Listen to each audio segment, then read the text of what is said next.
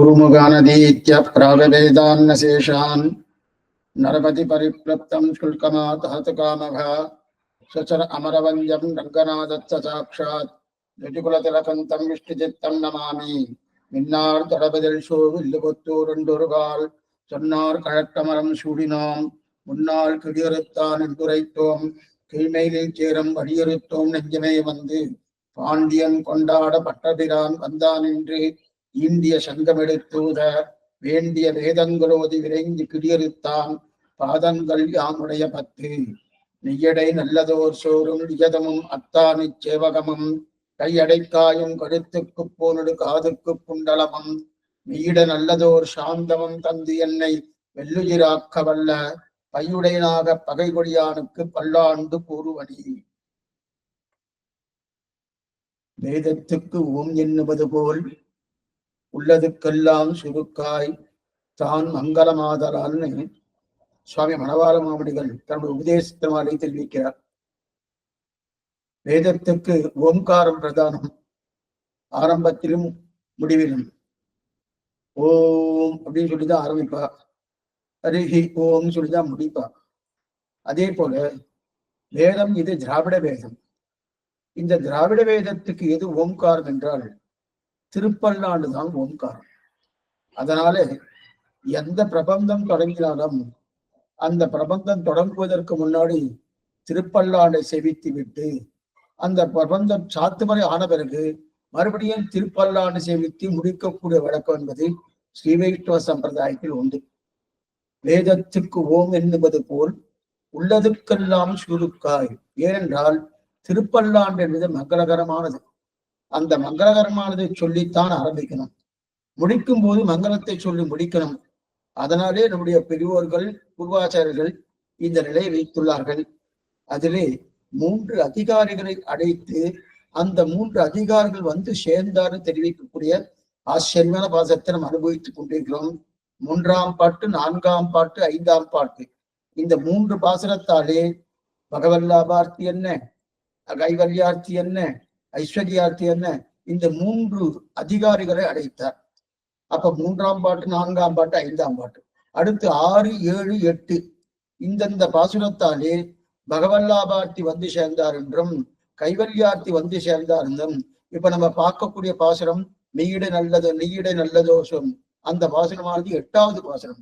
இந்த பாசுரத்திலே ஐஸ்வர்யார்த்தி வந்து சேர்ந்தார் நம் கோட்டிலையும் தெரிவிக்கிறார். அதிலே நேற்றைய காலக்ஷேபத்திலே ஆச்சரியமான மெய்யிட நல்லதோர் சாந்தமம் தந்துன்னு ஆரம்பிச்சிருக்கோம். அதாவது நெய்யிடை நல்லதோர் சோறும் நியதமும் அத்தானி சேவகமும், நல்ல சோறை கொடுத்தார். அதாவது மடி தடவாத சோறுன்ற மாதிரி அந்த சோறை கொடுத்தார். நெய்யிட நல்லதோர் சோறும் நியதமும், அது எப்படி எப்பொழுதும் நிச்சயமா கொடுக்கிறார். நியதமும் அத்தானி சேவகமும், அது கைங்கரிய ரூபமா ஒரு அத்தானி சேவகம். கை அடைக்காயும் கழுத்துக்கு பூனொடு, கை அடைக்காய கொடுக்கிறார். அதுனா தாரக போஷக போக்கியங்கள் நம்ம பார்த்தோமோ. தாரகம் என்றால் நம்ம தரிப்பதற்கு தண்ணீர், போஷகம் என்றால் வாழ்வதற்கு உணவு, போக்கியம் என்றால் அது இருந்தா நம்ம அது இருந்தா நமக்கு வந்து வாழ்ச்சி வரப்போறது. ஆனா அனுபவிக்கலாமோ, அந்த அனுபவத்துக்கு அடக்கா வெத்தலை பாக்கு, அதைத்தான் தெரியாது. கையோடு கை அடைக்காயும் கழுத்துக்கு பூனொடு, கழுத்துக்கு பூனொடுன்னா கழுத்துக்கு அடிகை என்ன, காதுக்கு குண்டலமும் தெரிவித்தார். காதுக்கு குண்டலமும் அப்படின்னு. அப்ப கை அடைக்காயும் கழுத்துக்கு போன காதுக்கு குண்டலம்னா இந்த மாதிரி பகவான் எனக்கு, நான் ஐஸ்வர்யார்த்திய தான் போனேன். ஆனா அந்த ஐஸ்வர்யார்த்தியா போகும்போது பகவான் இவன் என்ன பிரயோஜனாந்த பரணாயிற்றே, அனன்ய பிரயோஜன பரணம் இல்லையே, அவனுக்கு என்ன கொடுப்பது என்கிற நிலை இல்லாமல் எப்படி அனன்ய பிரயோஜன பலனுக்கு கொடுக்கிறானோ அதே போல கொடுத்தாருன்னு தெரிவித்தார். அதற்கு நம்ம ஒரு திருஷ்டாந்தம் பார்த்தோம். என்ன திருஷ்டாந்தம்னா, ஆட்சி பட்டாபிஷேகம் வருது. அந்த பட்டாபிஷேகம் விதம் போது இந்திரன் ஒரு ஆபரணத்தை கொடுத்தான். அந்த ஆபரணத்தை அது யாருக்கு, ராமனுக்கு கொடுத்தான். ராமன் அந்த ஆபரணத்தை சீதைக்கு கொடுத்தார். ஆனா சீதை என்ன பண்ணா, அந்த ஆபரணத்தை ஹனுமானுக்கு கொடுக்க வேண்டும் என்று அவர் ஆசைப்பட்டார். ஆனால் அந்த ஆசைப்படும் போது நேரடியா ராமனுடைய அனுமதி பெற்றுத்தான் எது பண்ணாலும் பண்ணுவார். நாமெல்லாம் அப்படி இல்லை, என்னுடையது நான் கொடுக்குறேன் அப்படின்ற மோனோ அந்த நிலையை தர்ம பத்தினுடைய நிலையை தான் எதுவா இருந்தாலும் நேத்திக்கே பார்த்தோம், எதுவா இருந்தாலும் பர்த்தாவுக்கு தெரியாம பாரியா எந்த காரியம் பண்ணப்படாது, பாரியாவுக்கு தெரியாம பர்த்தா எந்த காரியம் பண்ணப்படாது. அப்ப அந்த அளவுக்கு அப்படின்னா சொல்லிட்டு பண்ணவனா அவருடைய திருவுள்ள நன்னா புரிஞ்சுக்கணும். அதுதான் தாம்பத்தியம்னா என்ன நினைக்கிறோம், உடலுறவு மட்டும் தாம்பத்தியம் கிடையாது. அதனாலதான் ஜாதகம் பார்க்கறது என்னன்னா உடலுறவை பிரதானமா பார்க்க மாட்டான். மற்றதெல்லாம் என்ன பார்ப்பான்னா இவாளுக்கு மனசு ஒத்து போறதான்னு பார்ப்பான்.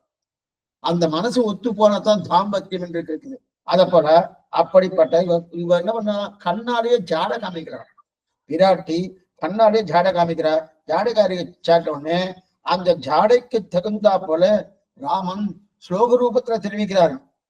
பிரதேகி சுபகேஹாரம் எஸ்த துஷ்டாயினி பாமினி தாம் தாம் இங்கித ஜக சம்பிரதச்ச பவே ஜெகன்மகானாம் அப்படின்னு அந்த தன்னுடைய ஜாடையால கண் ஜாடையாலே காட்ட ஹனுமானு கொடுக்கலாமோனு அப்படின்னு காட்ட, அதுக்கு கொடுக்கலாமே தேவி, இது உன்னுடையது, அதனால தாராளமா கொடுக்கலாமே அப்படின்னு தெரிவிக்கிறார். ரெண்டாவது பகவான் ராமன் என்ன தெரிவிக்கிறான்னா, நம் குழந்தைகளுக்கு நெருக்கமா இருக்கிறவ நீதானே, எனக்கு கூட அவ்வளவு நெருக்கம் இல்லையே.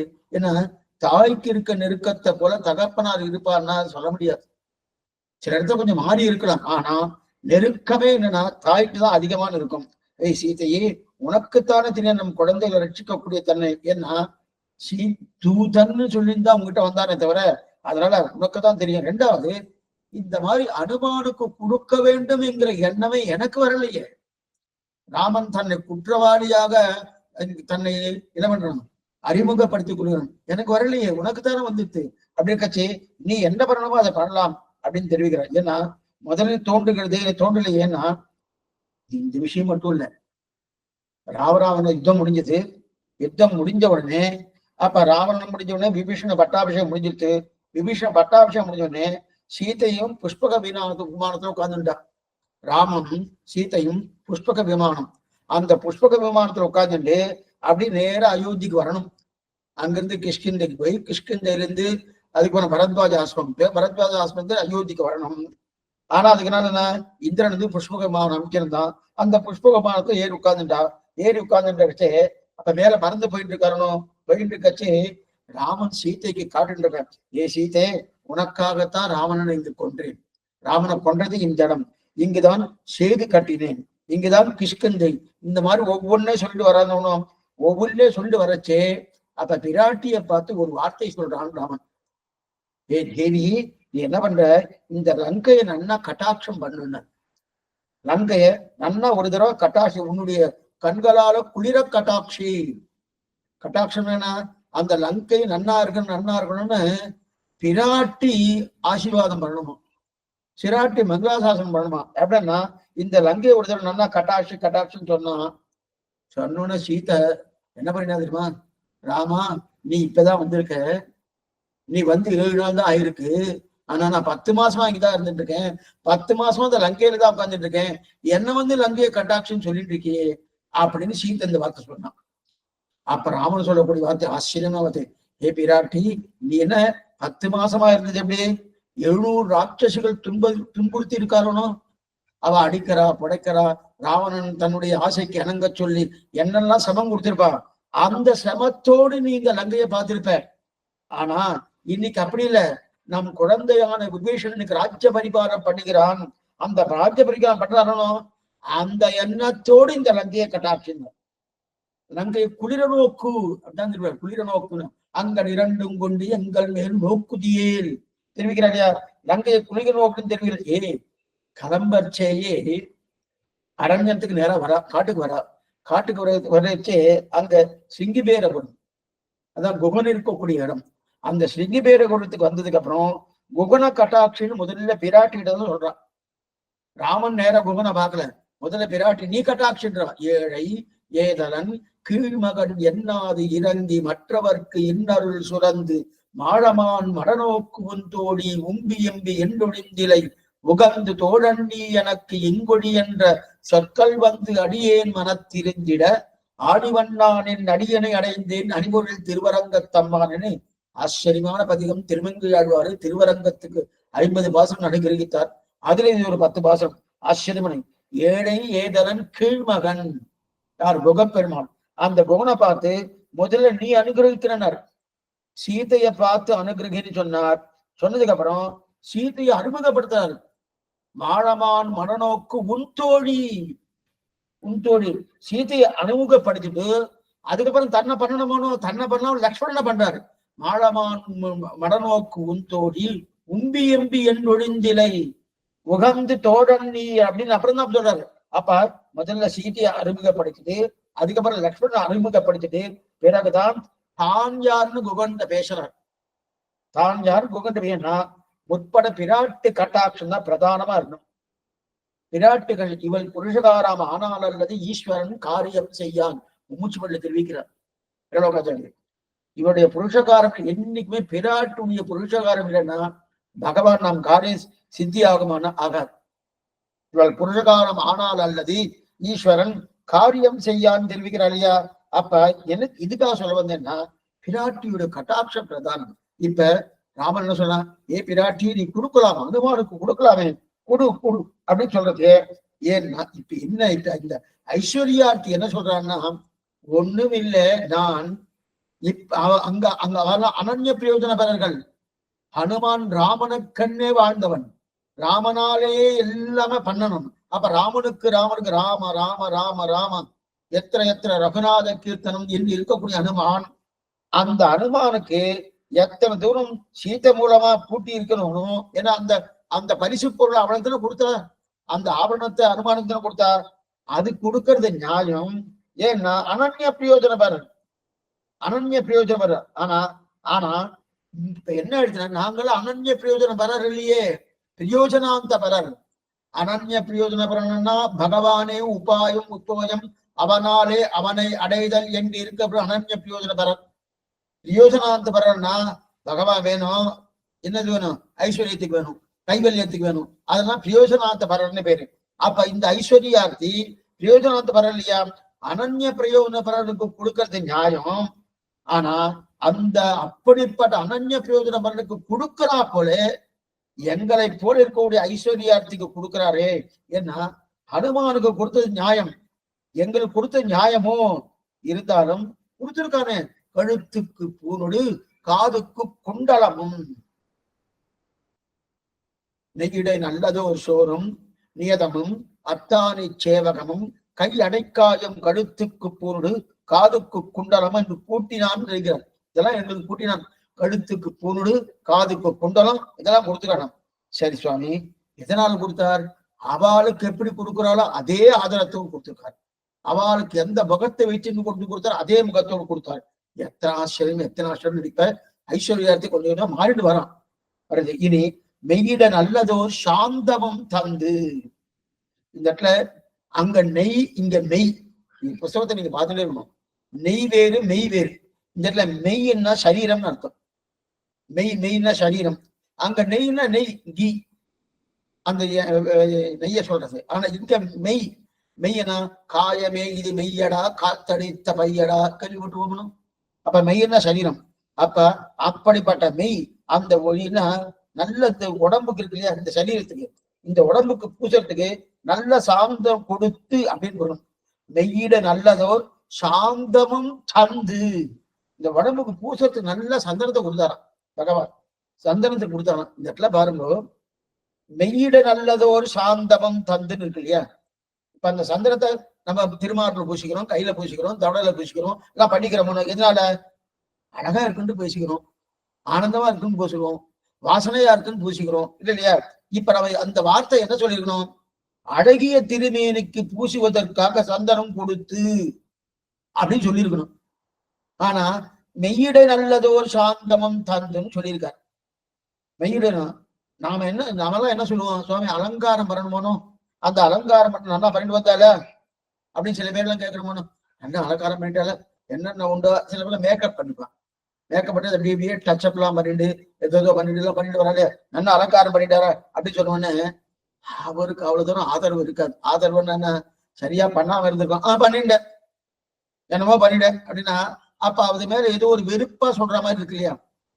அலங்காரம் பண்ணா பண்ணிட்டே சுவாமின்னு கேட்டா ஏதோ பண்ண அப்படின்னா இவருக்கு ரெண்டு விதத்துல அதை எடுத்துக்கலாம் நம்ம. ஒண்ணு, இவருக்கு அலங்காரம் பண்றதுல விருப்பம் இல்லை, பண்ண சொன்னான்னு பண்ணிட்டார் அப்படின்னு ஒரு அந்த அர்த்தம் எடுத்துக்கலாம். அல்லது இல்ல சுவாமி பண்றதுக்கு நேரம் விட்டாதானே. அநேகமா கல்யாணத்துக்கு முதல் நாள் அந்த நமக்கு ரிசப்ஷன் வச்சுட்டு பண்ணணும். 6 மணிக்கு அவ நேரம் மேடையில ஏறணும். அப்பதான் அந்த அலங்காரம் பண்றவெல்லாம் வந்துருவா. அவள்கிட்ட போயாச்சுன்னா 3 மணி நேரம் 3 மணி நேரம் அவ எடுத்துட்டுவா. எடுத்து சில இடத்துல அடி எனக்கு காலக்ஷேபத்துக்காக கூப்பிடுவா. சுவாமி அந்த அந்த நேரத்துல காலக்ஷேபம் யாருமே இருக்க மாட்டேன், ஒருத்தரே இருக்க மாட்டேன். ஏன் நான் எல்லாரும் அலங்காரத்துக்கு இருக்கிறேன், எதுக்கு அது வைக்க வேண்டிய அவசியமே கிடையாது. இதுக்கு சொல்ல வந்தேன்னு. அப்ப அலங்காரம் பண்ணணும்னா என்ன பண்ண, அவருக்கு பிடிச்சிருந்தா நம்ம நல்லா இருக்கு சுவாமி அலங்காரம், ஆனா பிடிக்கிறேன்னு என்ன அர்த்தம்? பண்ணிட்டேன் சுவாமி எப்படி இருக்கே அப்படின்னா இருக்கிறபடி இல்லைன்னு அர்த்தம். அதே போல இங்க என்ன சொல்றாரு, நன்னா பண்ணிட்டல, நன்னா பண்ணிட்டேன், பண்ணிட்டு வந்தேன் அப்படின்னு சொல்றா இல்லையா. அப்ப ஒரு மாதிரி இழுத்து சொல்லிச்சு. அப்ப தான் பன்னெண்டு வெறுப்போடு சொல்ற மாதிரி இருக்கு இல்லையா. இப்ப அதே போல இங்க இப்ப ஏன் இந்த சப்தத்திட்டேன்னா, இங்க என்ன சொல்லியிருக்கணும் பெரியாழ்வார், அழகிய திருமேனிக்கு பூசுவதற்கு சந்தனத்தை கொடுத்து அப்படின்னு வார்த்தையை சொல்லியிருந்தா பரவாயில்ல. மெய்யிட நல்லதோர் சாந்தமம் தந்துன்னு சொல்லியிருக்காங்க. மெய்யிடைன்னு சொல்ற இடத்துக்கு என்ன பண்ணிருக்கணும், அழகிய திருமேனு சொல்லியிருக்கணும். அழகிய திருமேனு சொல்லாம மெய்யிட நல்லதோர் சாந்தமம் தந்துன்னா என்ன சுவாமி, இதுக்கு பெரிய சந்தனம் வேற வேண்டி இருக்கா, இதுக்கு வேற சந்தனம் வேற வேண்டி இருக்கு போட்டிருக்கு. வெறுப்போடு சொல்லக்கூடிய சப்தம் அது. நல்லா சேவிக்கச்சே நம்ம விடுகன்னு சேவிச்சுட்டு போயிடும். ஆனா அர்த்தம் தெரிவிக்கணும்னா அடிய சேவிக்கிற பாருங்க. நெய்யடை நல்லதோர் சோறும் நியதமும் அத்தானை சேவகமும் கையடை காயம் கழுத்துக்கு பூனொடு காதுக்கு குண்டலமும். இது வரைக்கும் சரியா இருக்கணும். மெய்யட நல்லதோ சாந்தமும் தந்து. இப்ப இந்த துணி மாத்திட்டணும். துணியை மாத்தினா என்ன அர்த்தம்னா எனக்கு பிடிக்கலன்னு அர்த்தம், எனக்கு பிடிக்கலன்னு அர்த்தம். சபை இந்த இடத்துல இந்த வரைக்கும் நன்னதானே ராகம்லாம் நன்னதானே தெரியுங்க, பிடிக்கிறாய். இது ஒண்ணுமில்லா சரீரம், இது அச்சித்து இந்த சரீரத்துக்கு சந்தனம் வேற வேண்டியிருக்கா.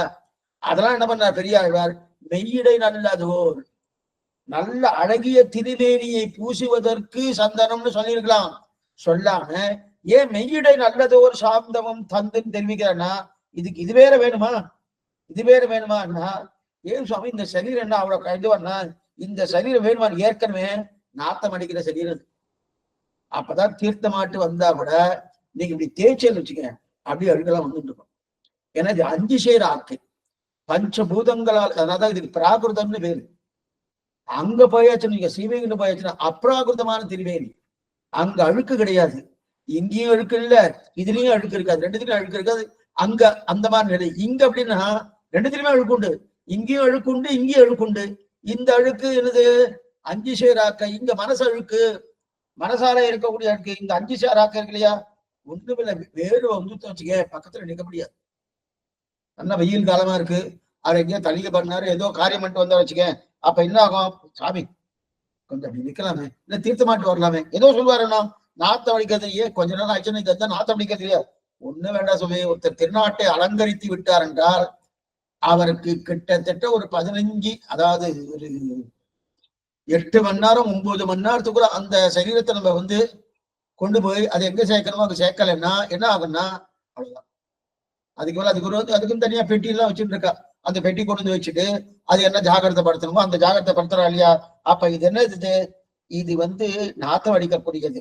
கொஞ்ச நாள் ஆயிட்டுன்னா அப்படி நாத்தம் அடிக்கிறது இல்லையா. அப்படிப்பட்ட நாத்தம் அடிக்கக்கூடிய இந்த மெய்னா சரீரம், இந்த மெய்க்கு சந்தனமா, ஆத்மா சுகந்தமா இருக்கும், ஆத்மா ஆனந்தமா இருக்கும், ஆத்மா வாசனையோடு இருக்கும். வாசனைன்னா அந்த ஆத்மாவுக்கு வாசனை என்னன்னா, ஒருவேளை அதுக்குள்ள என்னன்னா இந்த சென்ட் எல்லாம் போட்டு போகலாம், அதெல்லாம் ஒண்ணு இல்லை. ஆத்மா வாசனை ரகசியத்திரையந்த ஆத்மாவுக்கு வாசனை. சேஷன் அவன் சேஷி, நாம சேஷபூதம் தான் ஆத்மாவுக்கு வாசனை. அந்த வாசனை சூரமா இருக்க ஆத்மாவுக்கு சந்தனத்தை பூசுவதை விட்டுட்டு ஏன் இந்த மெய்க்கு பூசினான்னு இப்ப ஞானம் வந்துடுத்து, இப்ப ஐஸ்வர்யாத்துக்கு ஞானம் வந்துடுது. மெய்யிட நல்லதோர் சாந்தமும் தந்து. மெய்யங்கிற சப்தம் என்ன பெரிய வாச்சம் எடுக்கிறார். ஏன் மெய்யின்னு எடுக்கிறான்னா என்ன, அவருக்கு பிடிக்கல, இப்ப மாறிட்டானு. ஓ ஒண்ணுமில்ல ஐஸ்வர்யார்த்தி அந்த இது நஸ்வரம், இது இப்படி இருக்குது, ஸ்திரமா இருக்கு பார்த்தா இல்லையே, இது பிராகிருதம் இல்லையா, இதுக்கு போய் அலங்காரமா தேவையில்லையே. நேற்று வரைக்கும் ஐஸ்வர்யாத்தே இருந்து இன்னைக்கு பூசி அலங்காரம் பண்ணிக்கிறான்னு பார்த்துட்டு தான் நேற்று இருக்கான். ஆனா அப்ப ஞானம் வந்ததுக்கு அப்புறம் என்ன சொல்றான்? மெய்யிட நல்லதோ சாந்தம்ன்றான். உடம்புக்கு பூசி ஒரு சந்தனம் கொடுத்தாரே பெருமாள். அப்ப நாம் கேட்டோம் வேற எந்த உடம்பு சரி சுவாமி, உடம்பு கூட்டத்துக்கு சந்தனம் கொடுக்கணும்னா நீ தானே கேட்டீர் வாஸ்தவம் தான். ஆனா இந்த சந்தனம் எனக்கு இல்ல, இன்னொருத்தர் கொடுக்கணும். அந்த இன்னொருத்தர் கொடுக்கக்கூடிய சந்தனத்தை எனக்கு கொடுத்திருக்காங்க. மெய்யிட நல்லதே நான் எனக்கு கொடுத்தா பிரயோஜனம் இல்லையே. இது இது எப்படிப்பட்ட சரீரம்? இந்த சரீரம் மெய். இந்த மெய்யான சரீரத்துக்கு இதுக்கு போய் கொடுத்திருக்கானே, இதுக்கு வேணுமா சந்தனம் அப்படின்னு கேட்கிறாரு. அப்ப இன்னொருத்தர் கொடுக்கணும் யாரு சுவாமி? கண்ணனுடைய திருமேனிக்கு பூச வேண்டிய சந்தனத்தை போய் இந்த தாழ்ந்த உடம்புக்கு கொடுத்தானே. மெய்யிட நல்லதோர் சாந்தமும் தந்து கண்ணனுக்கு கொடுக்க வேண்டிய சந்தனம். அப்ப நான் கேட்டேன், சரி எப்படி இருக்கச்சு அவனுக்கு பூச வேண்டிய தனம் எப்படி சுவாமின்னா, இது இந்த சரி எப்படி தெரியுமா? ஆழ்வார் தெரிவிக்கிறார், ஐயார் கண்டம் அடைக்கலும் நின்கடல் ஐயாது ஏத்த அருள் செய் எனக்கே பிரார்த்திக்கிறார் ஆழ்வார். இந்த உடம்பு கடைசி காலத்துல எப்படின்னா, வாயொரு பக்கம் வாங்கி வலுக்க வார்த்த நீர் மலர் கண்கள் விழற்ற தாயொரு பக்கம் தந்தையொரு பக்கம் தாரமும் ஒரு பக்கம் அறற்ற நோயொரு பக்கம் சேர்வதன் முன்னம் ஆச்சரியமான பாசனம் பெரியாழ்வார் திருமணி, ஆச்சரியமான பாசனம். நோயொரு பக்கம் சேர்வதன் முன்னம் செங்கன்மாரோடு சிக்கன சுற்றமால் ஒரு பக்கம் நிற்க வல்லாருக்கு அறவதண்டத்தில் உயல்மா அமைத்திருக்கிறது. ஒரு பக்கம் நெல்லுங்கோ, உனக்கு என்ன வாய் ஒரு பக்கம் போகும், அதே மாதிரியே கண்ணு ஒரு பக்கம் போகும், ஒன்று போயிட்டு இருக்கணும். அப்ப ஒரு பக்கம்னா அந்த ஸ்ரீமன் நாராயண பக்கம் இருக்க சொல்லிட்டு எங்கெங்கயோ நிக்கிறேன்னு தெரிவிக்கிறார் இல்லையா? அப்படி இருக்க செய்து இங்க என்ன இருக்கு? இந்த சரீரம் எப்படிப்பட்ட சரீரம் என்னன்னா, வாயில தீர்த்தம் விடுவானாம். கடைசி காலத்து அந்திம காலத்தை தீர்த்தம் விட்டா அதை அப்படியே வெளில விட்டுருவோம். கண்ணில் பீட நோயெல்லாம் வந்துட்டு இருக்கும், கண்ணில் பீடையெல்லாம் வந்துட்டு இருக்கும், கண் தெரியாம அப்படியே மங்கி போயிட்டே இருக்கும். பேசுவதற்கு ஆரம்பிச்சோன்னா தொண்டை அடைக்கிறது, இதெல்லாம் பண்றதுனும் கை கால்லாம் என்ன உதற ஆரம்பிக்கிறது, ஒண்ணுமே பண்ண முடியல, உதற ஆரம்பிக்குது, வாய் போனிட்டு போறது. இது இத்தனையும் இந்த உடம்புல நடக்கிறது. இந்த இப்படிப்பட்ட உடம்புக்கு சந்தனம் வேணுமா? இந்த சந்தனம் யாருக்கு வேணும்? கண்ணனுக்கு இருக்கணும். கண்ணனுக்கு இருக்கணும். நீலமேரி ஐயோ நிலகொண்டது என் நெஞ்சினையும் தெரிவிக்கலையா? அந்த கண்ணன் பெருமானுக்கு இருக்கணுமோனோ. அப்படி இருக்க செய்து இந்த உடம்புக்கு என்ன சந்தனம் சுவாமி? இப்பதான் இவருக்கு பெருமாவுடைய திருவடியில் ருசி பிறந்து இருக்கு. அதனால இப்ப என்ன சொல்றாரு? ஐஸ்வர்யம் முதல்ல இந்த ஐஸ்வர்யாது உடம்ப பாதுகாத்தார். ஐஸ்வர்யார்த்தியனால சரீரத்துக்கு தான் பிராதானியம் கொடுப்பாரு. இப்ப இந்த சரீரம் தியாஜம்ன்றார். ஏன்? நெய்யிட நல்லதோர் சாந்தவன் மெய்யிடை நல்லதோர் சோறும் நியதமும் அத்தானை சேவகமும் கையடை காயம் கழுத்துக்கு போடு காதுக்கு குண்டலமும் மெய்யிட நல்லதோர் சாந்தவம் தந்து இதெல்லாம் கொடுத்த உடனே ஒண்ணுமில்லாத நான் பிரயோஜனாந்தவரன், எப்படிப்பட்டவன், தாழ்ந்தவன், நீச்சன், எனக்கே கொடுத்திருக்கானே, அனுமானுக்கு கொடுக்க வேண்டிய அதே ஆதரத்தோடு கொடுத்திருக்கானே அப்படின்னு இப்ப ஒரு ருச்சி பிறந்துட்டு. ருச்சி பிறந்த உடனே என்ன ஆயிடுதுன்னா, இந்த சரீரம் வேண்டாம், தியாகியம், இது வேண்டாம் வேதம். அப்ப நான் சொல்லும் இடத்துல பாருங்க, ஸ்வரத்தை மாத்தணும். ஸ்வரத்தை மாத்தணும். திருமேனிக்கு சந்தனம்னு சொல்லக்கூடாது, உடம்புக்கு சந்தனம் கொடுத்தார் அப்படின்னு சொல்லணும். துணி மாறுறதனும். இது திருமேனி சுவாமி. திருமேனி யாரு? பகவானுடைய திருமேனி சொல்லலாம், ஆழ்வாராஜோட திருமேனி சொல்லலாம். நமக்கு என்ன சுவாமி? இது உடம்பு. அது எப்படின்னு என்ன உடம்பு? மெய் என்ன சுவாமி? சரீரம். இந்த சரீரமா இருக்கு இல்லையா, இதுக்கு போய் இந்த சந்தனம் தேவையா? தேவையில்லையே. அப்படின்னு அப்ப என்ன இருக்குது? திருமேனி சொல்லக்கூடிய இடத்துல உடம்புன்னு மாத்திக்கிறானோ, துணி மாறிடுச்சு. அப்ப நான் சேவிக்கு பத்தி பண்ண பாருங்க. மெய்யிட நல்லதோர் ஒரு ஸ்வரத்தோட சேவிச்சு, அதே போல மெய்யிடை நல்லதோர் சாந்தமம் தந்தன்றதுல ஸ்வரத்தை மாத்திடணும். அப்படி ஒரு மாதிரி கருணமடான ஸ்வரத்தோடு மெய்யிட நல்லதோர் சாந்தமம் அப்படின்னு வந்துட்டு வச்சுக்கேன். என்னாச்சு சுவாமிக்கு? பிடிக்கல இந்த சரீரத்துக்கு உடம்பு சந்தனம் வேணுமா? தேவையில்லையே அப்படின்னு சாந்தமம் தந்து எப்படி தெரிவிக்கலையா? அதுதான் குச்சி. இப்ப வியாக்கியானம் வாசிக்கிறேன். அதாவது திருவடிகளில் ருச்சி பிறந்த பெண்கையாலே உடம்பு தியாஜ்யமைங்கிற நினைவு தோன்ற குச்சித்து சொல்கிறபடி இந்த குச்சித்துன்னு பாருவா பெரியவாச்சம். இந்த சப்தம் போட்டுக்க, குச்சித்து. குச்சித்துன்னா அப்படியே அதை குத்தணும். என்ன குத்தணும்? ஒண்ணுமில்லாத இந்த உடம்பு சந்தனம் வேற தேவையா அப்படின்னு கேட்கிறா போல மெய்யிட நல்லதோர் சாந்தமம் தந்து சொல்கிறபடி நல்லதோர் சாந்தமம் சாந்துதான் இதுக்கு தரமாக பெற்றதோ சர்வகந்தமாகிற வடிவுக்கு சதுரசமான உச்சை ஆதரித்து சாத்தின சாந்து போல இருக்கும் சாந்தை அன்றோ எனக்கிட்டது சுகந்தமேதது குப்ஜை கம்சனுக்கு பரணியோடைய சாத்து கொண்டு போகானிருக்க வாரீர் பெண்பில்லாய் நமக்கும் நம் மன்னர்க்கும் சாந்திட வல்லீரோ என்ன அவ்வடிவையும் விருப்பையும் கண்டு ஸ்ரீத்துவ பிரயுக்தமான சாபல்யத்தாலே மறுக்க மாற்றினர்கள் இவர்கள் இடைப்பிள்ளைகள் சாந்தின் வாசி அறிய மாட்டார்கள் என்று ஆக்கனாயிருப்பதென்று இட்டால் அத்தை பார்த்து நாட்டம் கொளித்தினபடி அழகியது தளமழகியதன்று என்ன அதுக்கு மேலே ஒரு சாந்தையிட ராஜார்கம் இது கம்சனுக்கு செருக்கிலே பூசலாமித்தனை வாசியறிந்து பூசுவார்க்கு சதுர்சமல்ல அன்றியே வழக்கான சாந்தம் என்னுமாம் ருசிரம் சௌகத்தியம் கிடக்க நிறமழகியதா இருந்தது என்ன இவர்கள் இடைப்பிள்ளைகள் என்றறிந்தோம் சாத்தின வாசி அறிந்தபடி என்று ஆதரித்து பார்க்க ருசிரானனே உன் முகத்தில் ஆதரித்து சதுசமாயிருக்க வேண்டாவோ நீ இரும் சாந்தம் என்ன அவளும் தலையான சாந்தையிட ஆவையோர் காத்த சதுர்சம் எங்கள் உடம்புக்கு சதுர்சமான மேதக வஸ்து இட்டு அமர்த்தி தா என்றான். அதாவது பூசும் சாந்தன் நெஞ்சமை. இதுவரைக்கும் பார்த்துக்கணும். மெயிடு நல்லதோர் சாந்தமும் தாழ்ந்துன்னு சொன்னார் இல்லையா? அப்ப அந்த குச்சித்துனா அது ஒரு அனாதரத்தோடு சொல்ற. இதுக்கு வேற வேணுமா சந்தனம் அப்படின்ட்டு இல்லையா? அனாதரது நெல்லதனம். எப்பேற்பட்ட கண்ணனுடைய திருமேனி, அந்த திருமேனிக்கு கூடி கொடுத்த சந்தனம், அந்த சந்தனத்தை அப்பயோ கூட சந்தனத்தை இந்த அதிசய ராக்கையா இருக்கக்கூடிய இந்த சரீரத்துக்கு வேணுமா? இது நாளைக்கு விழுமோ, நாளை மறுநாள் விழுமோ தெரியாது. நாளை விழுமோ, நாளை மறுநாள் விழுமோ தெரியாது, என்னைக்கு விழும் தெரியாது. அப்படிப்பட்ட இந்த உடம்புக்கு பூசுவதற்கு போய் பகவான் கொடுத்தானே. பூசும் சாந்தன் நெஞ்சமைத்திருக்கலையா? அப்ப யாருக்கு சுவாமி கொடுத்துருக்கா? குப்ஜாஸ்ரீ கொடுத்தது. குப்ஜ திருவக்கரா அவ என்ன கொடுத்திருக்கா?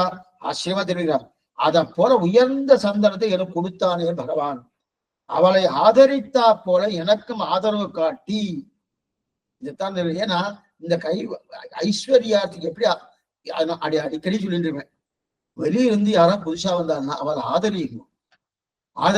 அவருக்கு ஒண்ணுமே தெரியல சுவாமி, எதுவுமே தெரியலன்னா நாம ஒரு காலத்துல அப்படிதான் இருந்தோம். நாம யார் வெளில இருந்து வந்தாலும் அவளுக்கு சொல்ல வேண்டிய சொல்லி நம்ம வீட்டுல சேர்க்கணும். எப்படி அது எந்த அளவுக்கு சேர்க்கணுமோ சேர்க்கணும். அதனால இப்ப பாருங்க, இந்த இடத்துல பாருங்க, பகவான் என்ன பண்ற? ஐஸ்வர்யார்த்தி தானே. இவன் என்ன பண்ணிருக்கணும்? நீ என்ன ஐஸ்வர்யார்த்தியா இருந்துருக்க? பகவல்லா பார்த்துக்க நான் எல்லாம் பண்ணுவேன், ஹனுமானுக்கு எல்லாம் பண்ணுவேன். நீ எப்ப பாரு சரீரத்தை தான் பார்த்துருக்க, உன் சரீரத்தை பார்த்துட்டு இருக்க. உன் சரீரம் எனக்காக ஏற்பட்டது கூட உனக்கு புரியல. அப்படி இருக்க சே உனக்கு நான் பண்ண மாட்டேன், ஏதோ பண்ணுவேன் அப்படின்னு முகத்தை திருப்பிண்டாது பண்றான். இல்ல, ஒரு அனன்ய பிரயோஜன பலருக்கு என்னமா பண்றானோ அதே நிலையில பண்ணிட்டு இருக்கான். அதைத்தான் அடியே சொல்லிட்டு இருக்கேன். எந்த யார் உள்ள வந்தாலும் அவளை ஆதாரத்தோடு நம்ம என்ன நேசிக்கணும், ரொம்ப முக்கியம். ஆனா நேசிக்கணும்னா சம்பிரதாயத்தை விட்டுணும்னு அர்த்தம் இல்லை. சம்பிரதாயத்தோடு ஆதரவை இருக்கணும். எதுக்கு சொன்ன? அதனாலதான் தெரிவிக்கிறேன். அப்ப அந்த ஆதரவு குப்ஜாஸ்ரீ கொடுத்த சந்தனத்துக்கு அந்த அவள்கிட்ட எத்தனை ஆதரவு காட்டினானோ அதே ஆதரவை என்கிட்ட காட்டுறன. சுகந்தமேதது ராஜார்க்கம் ருசிரம் ருசிரானே ஆவையோர் காத்த சதுசம் தீயதாம் அனுபேபனம். இது ஆச்சரியமா மகாபாரத ஸ்லோகம். கண்ணன் ஊனிடத்துல போய் சந்திர அலங்காரம் பண்ணிக்கிறான். ஊனிடத்துல போய் இதெல்லாம் முன்னாடியே நம்ம பார்த்துக்கணும். ஊனிடத்துல போய் சந்திர அலங்காரம் பண்ணிக்கிறான். இவர் திருமஞ்சனம் எல்லாம் பண்ணிக்க மாட்டார். ஒரு வார்த்தை சொல்லுவா, அலங்கார பிரியர் விஷ்ணு, அபிஷேக பிரியர் சிவன் சொல்லுவா. அது எப்படி வந்ததுன்னு எனக்கு தெரியாது. அலங்கார பிரியர் விஷ்ணு தான், வாஸ்தவம் தான். ஆனா அலங்கார பிரியர்னா அபிஷேகம் பண்ணிக்க மாட்டாருன்னு தெரியாது அப்படின்னு அர்த்தம் இல்லை. இவருக்கு 12 பண்ணிக்கலாம். என்னைக்குமே இவர் பவித்ரானா பவித்ரஞ்சோ மந்தலாஞ்ச மங்களம் இவருக்கு. ஆனா அவருக்கு என்னைக்குமே பவித்திரம் கிடையாது. ஏன்? அபிஷேகம் 12 அவருக்கு பவித்திரம் உண்டானா கிடையாது. அதனால பண்ணிட்டே இருப்பார். எப்ப பாரு அபிஷேகம் பண்ணிட்டே இருப்பார். பவித்திரம் வரணும் பண்ணும், அதனால அபிஷேகம் பண்ணிட்டே இருப்பார் சிவபெருமான். ஆனா இவர்கிட்ட அபிஷேகம் என்ற வார்த்தைக்கு பண்ணுவாரு. ஆனா பிரதான அலங்காரம் தான். அந்த அலங்காரம் சொல்றேன், யாருக்கு வர நினைக்க வேண்டாம். திருவரங்கத்துல பங்குனி பிரம்மோற்சவம். பங்குனி பிரம்மோற்சவம் ராத்திரி முழுக்க உற்சவங்கள் நடந்துட்டு இருக்கு. அதுக்கு அடுத்தால ஒரு 3-4 மணிக்கு கஜத்திலே கோஷ்டி ஆகும். அதுக்கப்புறம் தீர்த்த பிரசாதி எல்லாம் 6 மணிக்கு கோரதம் போகணும். இவன் அங்க முடியறதுக்கு 5 மணி ஆயிடும். ராத்திரி எல்லாம் முடிச்சுட்டு இருக்கா. இப்ப கார்த்தால போயிட்டு ஆத்துக்கு போயிட்டு தீர்த்தம் ஆடிட்டு திரும்பி வரணும். நேரம் இருக்கா? இல்ல. அப்ப என்ன சுவாமி பண்ணலாம்? அநேகம் என்ன பண்ணுவா, நேரம் உள்ள போவா, அதுக்கு போவா. அங்க போன திருமண் பாடல கொஞ்சம் அப்படி இப்படி போயிருக்கணும். அதெல்லாம் அப்படி டச்சப் பண்ணிட்டு திருப்பி வந்துருவோம். என்ன சொல்லுவாங்க, குளிக்க இந்த வார்த்தை நீங்க சொன்னேன்றதுக்காக நீங்க வந்து அப்ப குளிக்க வேண்டாம் போட்டுருக்கு அப்படின்னு நீங்க நினைக்காதீங்க. அவ நிலவே அவ சன்னதிலே இருந்துருக்கா. அதனால நாம காத்தா நன்னா பெட்ல படுத்துட்டு எழுந்து அப்படியே போறான்னு அர்த்தமே கிடையாது. கொஞ்சம் நல்லா புரிஞ்சுக்கணும். எந்த சன்னிவேஷத்துல இந்த வார்த்தையை சொல்றான்னு புரிஞ்சுக்கணும். எதுக்கு சொல்ல வந்தேன்னா, அதே போல ஒரு திருவஞ்சனம், கண்ணன் திருவஞ்சனெல்லாம் பண்றது இது. இது எங்கன்னா, பூப்புனை கண்ணி புனிதனோடு தன்னை காப்பு நான் கட்ட கணா கண்டேன் தோழினான் வாரணமாயிரம் பாசுரம். அந்த பாசுரத்துல புனிதனோடு வந்தான்னு சொன்னார். பெரியவாச்சல விசாரிக்கிறார், புனிதனோடு வந்தான்னு ஒருவேளை சம்பரோஷணம் பண்ணிட்டாரா, புண்ணியாவசனம் பண்ணிட்டாரா அப்படின்னு கேட்டார். ஒண்ணுமே இல்லை சுவாமி. அப்ப புனிதனோடு ஆண்டாள் போட்டிருக்காரு, பூப்புனை கண்ணி புனிதனோடு வந்தன்னை காப்பு நான் கட்ட கணா கண்டேன் தோழினான். புனிதனோடு வந்தான்னு சொல்லிக்கணும். புனிதத்தன்மை நான் என்னதுமா, குளிச்சுட்டு வந்தாராம். குளிச்சுட்டு வந்தா புனிதவான, குளிக்கதே கிடையாது. யாதவாளுக்கு குளியலே கிடையாது. அப்படி குளிச்சுட்டு வந்தா ஓ பெரிய ஆழ்வார் பேர் கொடுக்கலன்னு நான் என்ன பண்றது? அவரும் பிராமண உத்தமன், அவர் ஆச்சாரம் விட்டார். அவர் அதை இன்னும் இந்த பையன் இந்த புள்ள குளிக்க கூட தெரியல, இந்த பிள்ளைக்கு போய் என் பணம் கொடுக்கறதா அப்படின்னு போ வெரைட்டிடா என்ன பண்றது? அந்த பயத்துல குளிச்சாராம். உப்புனை பண்ணி புனிதோடு தன்னை காப்பு நான் கட்ட கணா கண்டேன். அப்ப திருவஞ்சனம் ஆடல, திருவஞ்சனம் பண்ணல, அலங்காரத்துல ரொம்ப பிரிய இல்லையா? அதனால என்ன பண்ணா, மதுரைக்கு நுழைஞ்சார் கண்ணனும் பலராமனும். நுழைஞ்ச உடனே ஊனி எடுத்துல சந்தனத்தை வாங்கிட்டான். மாலாக்காரட்ட மாலாய வாங்கிட்டார். ரஜத்தன்லாம் வண்ணான்ட்ட என்னன்னா நண்டா வஸ்திரம் வாங்கிட்டா, நன்னா அலங்காரம் பண்ணிட்டா. எல்லாமே கடன், இவருக்கு சொந்த எதுவும் கிடையாது. எல்லாமே கடை வாங்கி எல்லாம் பண்ணாரு, இவருக்கு கிடையாது. அப்ப பிடிங்கி எல்லாத்தையும் வாங்கிட்டு நேரா யுத்த ரங்கத்துக்கு போறான். அவள்கிட்ட அது வாங்கிட்டு யுத்தத்துக்கு போகணும், கம்சனை முடிக்கணும். வார்கடா அருவி யானமாமலையன் மறுப்பினை குவடது புருட்டி ஊர்வல்கின் பாவனையூர் செகுத்து அரங்கன் மல்லரை கொண்டு சூழ்பரன் மேல் போர்களா அரசர் புறக்கிட மாடவை வீசை கஞ்சனை தகத்த சீர்கொள் சிற்றாயன் திருச்செங்கொன்னூர் திருச்செட்டாரங்கள் சுவார்வன். ஆச்சரியமான பதிகம் நம்மாழ்வாருது. ஏன் திருமங்கையாழ்வாரு? நமது வீதம் திருவல்லிக்கேன் விற்பெரு விடவம் கஞ்சனம் மல்லும் வேடமும் பாவனம் வீட சட்டவந்தன்னை புறவரி செய்தன் தெரிவிக்கிறார் இல்லையா? அப்படிங்கிறது அந்த உத்தரங்கத்துக்கு போனோம். அந்த உத்தரத்துக்கு போனச்சே இப்ப வியாக்கியானத்தா கேட்டுட்டார், ஏன் சுவாமி இவர் அலங்காரம்லாம் இங்க வந்து பண்ணிக்கணுமா? மதுரைக்கு வந்தாச்சு, மதுரைக்கு தான் வந்து பண்ணணுமா? கோகுலத்துல பண்ணிட்டா என்ன? கோகுலத்தை பள்ளிப்படாதா? அங்கேயே பண்ணிட்டு வந்திருக்கலாமே, அங்கேயே பண்ணிட்டு வந்திருக்கலாமோ? ஏன் இங்க வந்து பண்ணிக்கணுமான்னா, சில இடத்துலாம் நம்ம ரொம்ப ஆனந்தமா இருக்கலாம், சில இடத்துல நம்ம ஆனந்தம் இருக்கலாம். ஆனா அந்த ஆனந்தம் எப்படின்னா, நம்முடைய நிலையை நன்னா சரிப்படுத்திக் கொண்டு ஆனந்தமா இருக்கலாம்.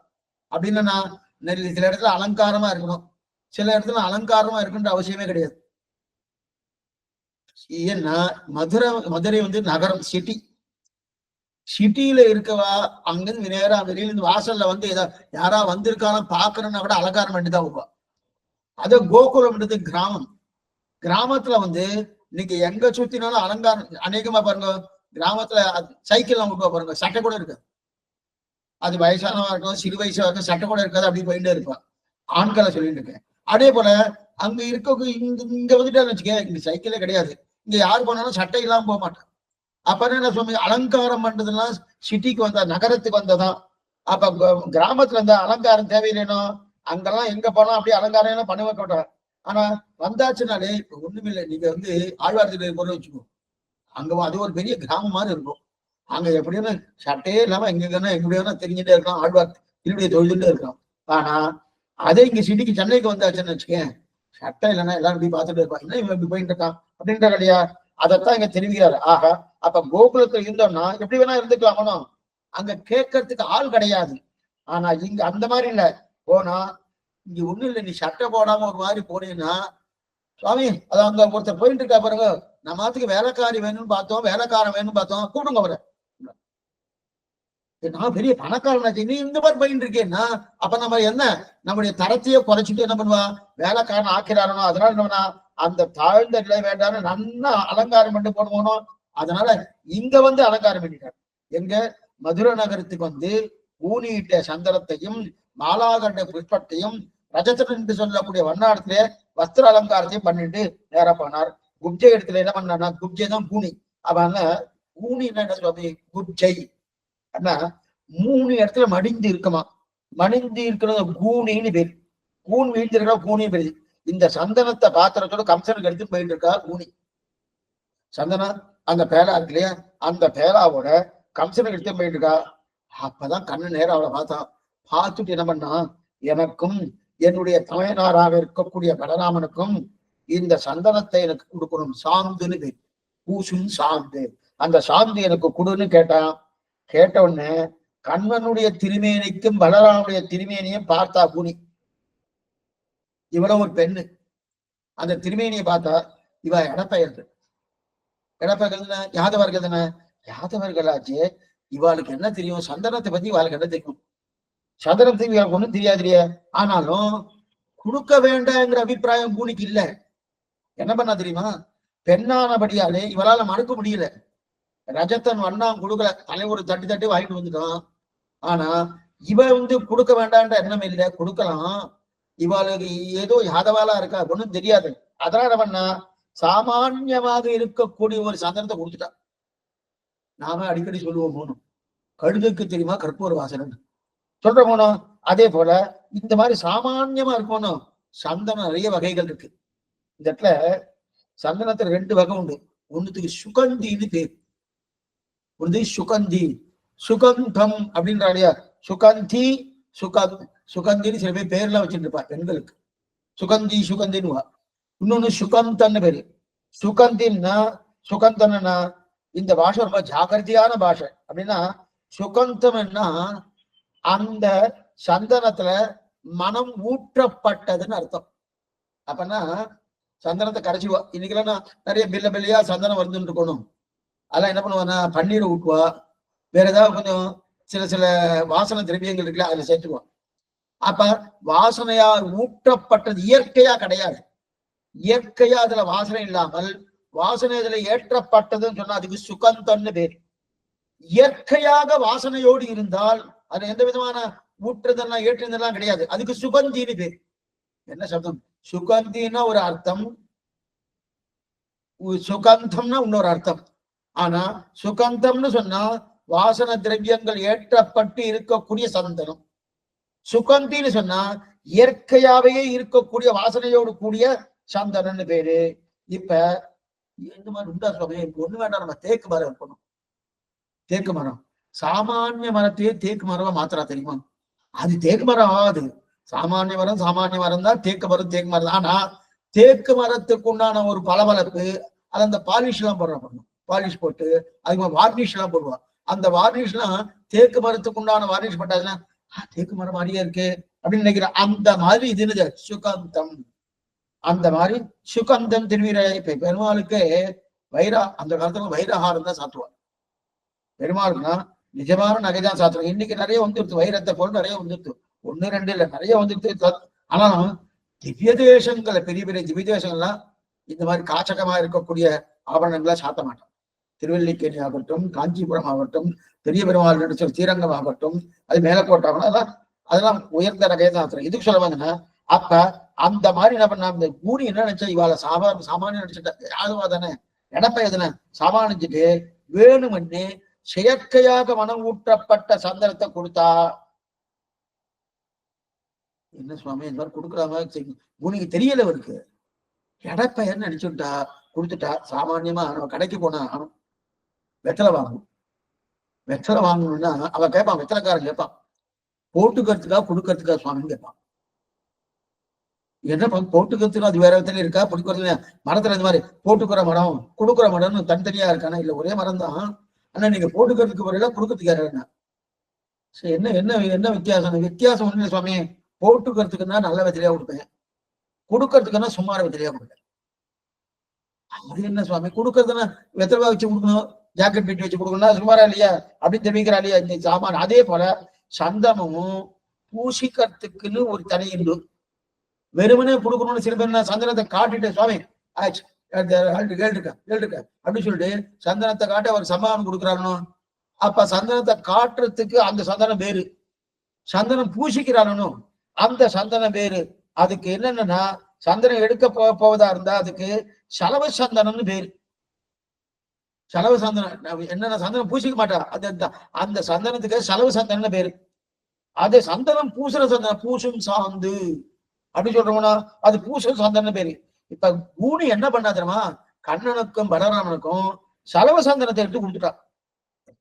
செலவு சந்தனத்தை எடுத்து கண்ணன்ட்ட கொடுத்துட்டா. அது செயற்கையாக மனம் ஊட்டப்பட்ட சந்தனம், இயற்கையால மனம் கிடையாது. இன்னைக்கு அநேகமா வெளியில வாங்கக்கூடிய சந்தனம்லாம் அப்படிதான் இருக்கு. வெளில வாங்குற சந்தனம்லாம் அப்படி செயற்கையாக மனம் ஊட்டப்பட்ட சந்தனம். அதை கொடுத்தா அப்ப கண்ணன் பார்த்தார், என்ன இவன் இதை கொடுக்குறான், எனக்கு ஒண்ணும் தெரியாது நினைச்சுட்டு இருக்கா போல் இருக்கு அப்படின்னு. அவன் என்ன பண்ணா, நன்னாகாது தெரியாது, நீ கொடுத்த சந்தனம் என்ன சந்தனம் எனக்கு தெரியாது, வாசனை ஊட்டி இருக்கிறாய், ஆனா கந்தன் நன்னாதான் இல்ல, நீ வாசனையை ஊட்டினாய் என்பது நல்லா தெரிஞ்சிச்சு, இது எங்களுக்கு வேண்டாம். கண்ணன் பெருமானதான், இது எங்களுக்கு வேண்டாம், உயர்ந்ததை கொடு அப்படின்னு கண்ணன் சொல்ற. அப்ப கஞ்சனுக்கு கொண்டு வரணும்னா சந்தனம், அந்த சந்தனம் உயர்ந்த சந்தனமா தான் இருக்கும், அதை கொடுக்கலான்னு சொல்லிட்டு கொடுத்துட்டா. அப்ப கண்ணன் சொல்றான், நீ கம்சனுக்கு எடுத்து கொண்டு போற சந்தனத்தை எல்லாம் கொடுக்குறையே, அது வேண்டாம், அது உயர்ந்த சந்தனமாச்சு, அந்த சந்தனத்துக்கு வேண்டாம்னு சொல்லிட்டு, அது அகங்கரிக்கப்பட்ட சந்தனம். நல்லா பாத்துக்கோ, அகங்கரிப்பவர்கள் சந்தனம் அவ பூசிக்கிறானோ அப்படிப்பட்ட சந்தனம், அது எனக்கு வேண்டாம், நமக்கு அந்த சந்தனம் ஆகாது. ஏன் பெண்ணே, நீ என்ன பண்ற, என்னுடைய திருமேனியை திருவடி தொடக்கமாக திருமுடி பரியந்த நன்னா ஒரு தடவை பாரு. நன்ன ஒரு இது பாகவதத்தை ரொம்ப நன்னா எடுத்திருக்க, பாகவதமாகட்டும் அதே போல இதுல விஷ்ணு புராணத்தில் ரொம்ப நல்லா எடுத்திருக்க இருக்கட்டும். அப்படி திருவடி தொடக்கம் திருவடி தொடக்கமாக திருமுடி ஈராக ஒரு தடவை பாரு. இந்த திருமேனிக்கு ஏத்த சந்தனத்தை கொடுங்க இருக்குமா? சர்வகந்தகா சர்வ ரசகான சாஸ்திரம் கோஷிக்கிறது பகவான். எல்லா ரசங்களுக்கும் ரசத்தை ஊட்டுவான் பகவான், எல்லா கந்தத்துக்கும் கந்தத்தை ரசோவை சக ரசேவாயாம் லத்வானந்தி பவதி. இது கார்த்தாரோட பார்த்தோம். அப்படி இருக்கச்சது எல்லா ரசத்துக்கும் ரசத்தை ஊட்டணும். அப்படி இருக்கச்சு என்ன பாரு, அதை கேட்டவன் சந்தனத்தை கொடுன்னு சொன்ன உடனே அவ சேவிச்சா. சேவிக்கும் போது அந்த சேவக்கு நல்லா திருவடி தொடங்கி திருமேனி பரியந்தம் காட்டவே கண்ட பாத கமலம் நல்லாடை உந்தி தேட்டர் உதரபந்தம் திருமார்பு கண்டம் சேவிச்சார். சேவிச்ச உடனே கையில இருக்கிற கிட்டவே கீழே வந்தது. கண்ணனே, உனக்கு சமர்ப்பிக்க என்னிடத்துல சந்தனம் இல்லை சொல்லிட்டான். உன்னுடைய திருமேனிக்கு சமர்ப்பிக்க என்னுடைய சந்தனம் இல்லை. அப்ப என்ன பண்ண வர, என்னையே சமர்ப்பிக்கிறேன், எனக்கே தன்னை தந்த கற்பகமாரியே என்னையே சமர்ப்பிக்கிறேன் இந்த திருமேனிக்கு. அவ்வளவுதான் நடக்கும். ஏன்னா இருக்கும் சந்தனத்தை எவ்வளவு ஈசினாலும் இந்த சந்தனத்துக்கு இந்த திருமேனிக்கு ஏற்ற சந்தனம் கிடைக்குமானா கிடைக்காது, கிடைக்கவே கிடைக்காது. அப்ப என்ன பண்ணா, சந்தனம் நன்னா தான் இருக்கும், ஒன்னும் குறை கிடையாது. ஆனா அந்த திருமேனிக்கு அந்த சந்தனம் ஒத்து போறோம்னா வராது. இயற்கையில் மனம் இருக்கும், மனம் நன்னா தான் இருக்கும். ஆனா அந்த திருமேனிக்கு என்ன பண்றது, ஏதாவது ஒண்ணு கொடுத்துதான் ஆகணும், பண்ணித்தாகனா பண்ணாம இருக்க முடியாது. அப்ப என்னன்னா, அந்த சந்தனம் என்பது இயற்கையில் மனம் இருக்கணும், அந்த மனம் நன்னா இருக்கணும். சந்தனத்துக்கு இயற்கை மனம் இருக்கு, மனம் நன்னா இருக்கணும். அதற்கு அழகு இருக்கணும், அதுக்கு வர்ண கலாபம் இருக்கு இல்லையா. சந்தனம்னா அதுக்கு ஒரு கலர் இருக்கு, அதுக்கு ஒரு வர்ணம் இருக்கு. இப்பெல்லாம் சந்தனத்தை அப்படியே ஒரு வாரம் பச்சை கலர்ல பண்ணிடுறான், ரொம்ப மஞ்சளா இருக்கும் அப்படின்னா. அப்படிலாம் இருக்கக்கூடாது. சந்தனம் இது திருவரங்கத்துலதான் சந்தனம்ன்றதே. சந்தனம் சொன்னாலே கரைச்சல்னு சொல்லுவான். கரைச்சல் அது ஒவ்வொரு தட்டி உபயம் அதுக்கு கரைச்சல்னு சொல்லுவான். இது சொல்ல என்ன, அந்த மாதிரி அந்த வர்ணம் நல்லா இருக்கணும். இப்ப கூனியை பார்த்து கண்ணன் பேசினான், அழகிய முகம் படைத்தவளே, இத்தனை நேரம் வெறும் சந்தனத்தை பேசினேன், இப்பதான் கண் கொண்டு ஊண்டி பாக்குறா கூனி. பாக்குறா திருமேனியை பூஜை சேவிக்கிறா. பார்த்த உடனே அவளை பார்த்து இப்ப கண்ணன் தெரிவிக்கிறான், முகத்துல இத்தனை ஆதரத்தோடு பாக்குறாயே, இந்த ஆதரத்துக்கு தகுந்த சந்தனத்தை கொடுன்னு கண்ணன் கேட்கிறான். இப்ப மறுபடியும் சேவிக்கிறானோ கூனி, கண்ணனை சேவிக்கும் போது இவ்வளவு ஆதரத்தோடு நீ பாக்குறியானோ, இந்த ஆதரத்தோடு கண்ணன் கூடனா இப்பதான் பக்தியை பூச பாருன்றான். அப்படின்னா சந்தனம்னா பக்தி. என்ன பக்தி? இத்தனை நேரம் வெறும்னே சந்தனத்தை பத்தி பேசினேன், இப்ப நீ என்ன பார்த்த பாருங்க, ஒரு கனிவு ஏற்பட்டதுனும், அதாவது அவா ஆசை, அதே போல இன்பம், அதே போல அவா வேட்கை, காதல், அவாது அந்த கனிவு வந்துட்டணும், அந்த கனிவு இருக்கணும், அந்த கனிவு கலந்த சந்தனத்தை கொடுன்னு கண்ணன் கேட்டான். அவனும் மிக உயர்ந்த சந்தை எடுத்து கொடுக்க வந்தா. அப்ப பெருமாள் சொல்றான், ஆவையோகோ காத்திர சதுருசம், உன் பார்வைக்கு தகுந்ததை கொடுத்தாய். உன் பார்வை நீ என்ன பார்த்திருக்க, உன்னுடைய பார்வைக்கு தகுந்தவாறு கொடுத்திருக்க தவிர என்னுடைய திருமேனியை பாரு, என்னுடைய திருமேனியை பார்த்து அதுக்கு தகுந்தவாறு கொடுன்னா. இப்ப பாக்குறா, இது எந்த சந்தனத்தை கொடுத்தாலும் வேண்டாம் வேண்டாம் சொல்லிட்டு இருக்காரு கண்ணன். என்ன பண்ணலாம், என்ன கொடுக்கறது? ஏன்னா இவளை விடுறதா இல்ல, கண்ணன் இவனை விடுறதா இல்ல, எந்த சந்தனமா இருந்தாலும் போதாது போதான்னு நினைக்கிறான். அப்ப ஏன்னா கடைசியில மனம் என்னும் சந்தானத்தை வாங்கி ஆகணும். அதான் பிரதானம். நம்ம சமர்ப்பிக்கிறோமோ பூர்த்தியா நம்ம என்னையும் என் உடமையும் உன் சக்கரப்பறி ஒற்றி கொண்டு நின்னருளே புரிந்திருந்தேன் தெரியல. அதற்காகத்தான் இந்த சந்தனம் எல்லாம் போதாது போதாதுன்னு சொல்ல போறான் இல்லையா. அப்ப நம்ம உடம்புக்கு தகுந்த சந்தனம் கொடுக்கும் போது வெறும் சந்தனத்தை கொடுக்க கூடாது. என்ன பண்ணணும், கஸ்தூரி எண்ணெய், குங்குமப்பூ எண்ணெய் இதெல்லாம் கலந்து கலந்து கொடுனார். இப்ப சந்தனம்னா பக்தி. அந்த பக்தியோடு வெறுமை வேற என்ன இருக்கு, வெறும் பக்தியை கொடுத்துடாத. வெறும் பக்தி கஸ்தூரி குங்குமப்பூ இதெல்லாம் இருக்கணும். அப்ப கஸ்தூரி குங்குமப்பூனா அன்பு என்ன, ஆர்வம் என்ன, அபா என்ன, வேட்கை என்ன, பரபக்தி என்ன, பரஜானம் என்ன, பரமபக்தி என்ன, இது இத்தனையும் கலந்து அந்த சந்தனத்தோடு கொடுக்கணும்னு. அதனாலதான் எல்லாத்தையும் கலந்து கொடுக்கணும்னு பகவான் கேட்ட இல்லையா. அப்ப உனக்கு என் பேரில் அன்பு இருக்கிறது இல்லையா, அந்த அன்பை கலந்து கொடு குடு. ஏய் குஜா, அத குடு குடுன்னு கேக்குறா. அப்ப அந்த சந்தனத்தை குடுன்னு கேட்டோன்னே இப்ப கூனி எத்தனை ஆதரத்தோடு கொடுத்தார், எத்தனை ஆதரத்தோடு. இப்ப என்ன சொல்ற, இப்ப ஐஸ்வர்யாக்கு என்ன சொல்றேன்னா, அந்த கூனி எத்தனை ஆதரத்தோடு கொடுத்தாலோ அந்த உயர்ந்த சந்தனம் அந்த திருமேனிக்கு நியாயம். கண்ணனம் பெருமானுடைய திருமேனிக்கு என்ன அன்பை கொடுத்தா, அபாபை கொடுத்தா, வேட்கையை கொடுத்தா, பரபக்தி பரஜான பரபக்தி கொடுத்தா, அதெல்லாம் வாஸ்துவம். அதெல்லாம் முதல்ல சந்திரத்தந்தம் கொடுத்தா, அதுக்கப்புறம் வேண்டாம் நினைச்சு இதெல்லாம் கொடுத்துட்டா, அது நியாயம். ஆனா அந்த மாதிரி திருமேனி, அது திருமேனி, அது உடம்பாச்சு. ஐஸ்வர்யாச்சு நினைக்கிறேன், இது சாமானிய உடம்பு. இந்த தாழ்ந்த உடம்புக்கு போய் பகவான் பூசினானே நெய்யிட நல்லதோர் சாந்தமும் தந்து. அப்படிப்பட்ட அந்த பூசினானே, அந்த பூஷத்துக்கு நான் தோற்றோம் தோற்றோம் மடநெஞ்சம் எம்பெருமான் நாரணர்க்கு என் ஆற்றாமை சொல்லி அனுபவமை நீருடைமையே அப்படின்னா, அதுக்குதான் நான் தோத்துட்டேன். ஏன் தோத்தேன்னா, ஒண்ணுமில்லாத பிரயோஜனத்தை வர நான் எனக்கு போய் நெய்யிட நல்லதோர் சாந்தமம் தந்து இத்தனையும் கொடுத்தானோ. எப்படி கொடுத்தான், திருவக்கரா என்று சொல்லக்கூடிய இந்த கூனி என்னமா கொடுத்தாலோ அந்த மாதிரி எனக்கு கொடுத்துருக்கானோ. அப்படி கொடுத்தானோ, கொடுத்தபடியால் என்னாச்சு. அப்ப நெய்யிட நல்லதோர் சாந்தமம் தந்து என்னை வெள்ளுயிராக்க வல்ல, வெள்ளுயிராக்க வல்ல, வெள்ளுயிராக்குனா சுத்த ஸ்வபாவனாக ஆக்கினான். சுத்த ஸ்வபாவனாக, சுத்த ஸ்வபாவனாக ஆக்கினான். தெரியும், சுத்த ஸ்வபாவனா என்னன்னா, கீழே இருக்கிற தவறான எண்ணத்தை, தவறான எண்ணம்னா ஐஸ்வர்யார்த்தியா இருந்தாலும் அதான் தவறான எண்ணம். அந்த தவறான எண்ணத்தை மாற்றினானோ. நெய்யிட நல்லதோ சாந்தமன் தந்து என்னை வெள்ளிகராக்கவலை. இந்த மாளிகை சாந்துன்னு சொல்லுவா. கரைசல்னு ஒண்ணு சொன்னேன், மாளிகை சாந்து. திருவரங்கத்துல அழகிய மணமாளுக்கு சாப்பிடப்பட்ட சந்தனம் அத கரைசல் கரைசல் சொல்லுவா. பெருமாள் அங்கங்க தட்டி உபயம் தட்டு உபயம்னு அங்கங்க நிப்பார். அப்ப நிறைய ஆச்சாரிய புருஷா இருப்பா, பெரியவர்களா இருப்பா. அவளை கூப்பிட்டு கூப்பிட்டு அவளுக்கு சேவை பண்ணி வச்சு அந்த பெருமாள் கரைசலை கொடுப்பா.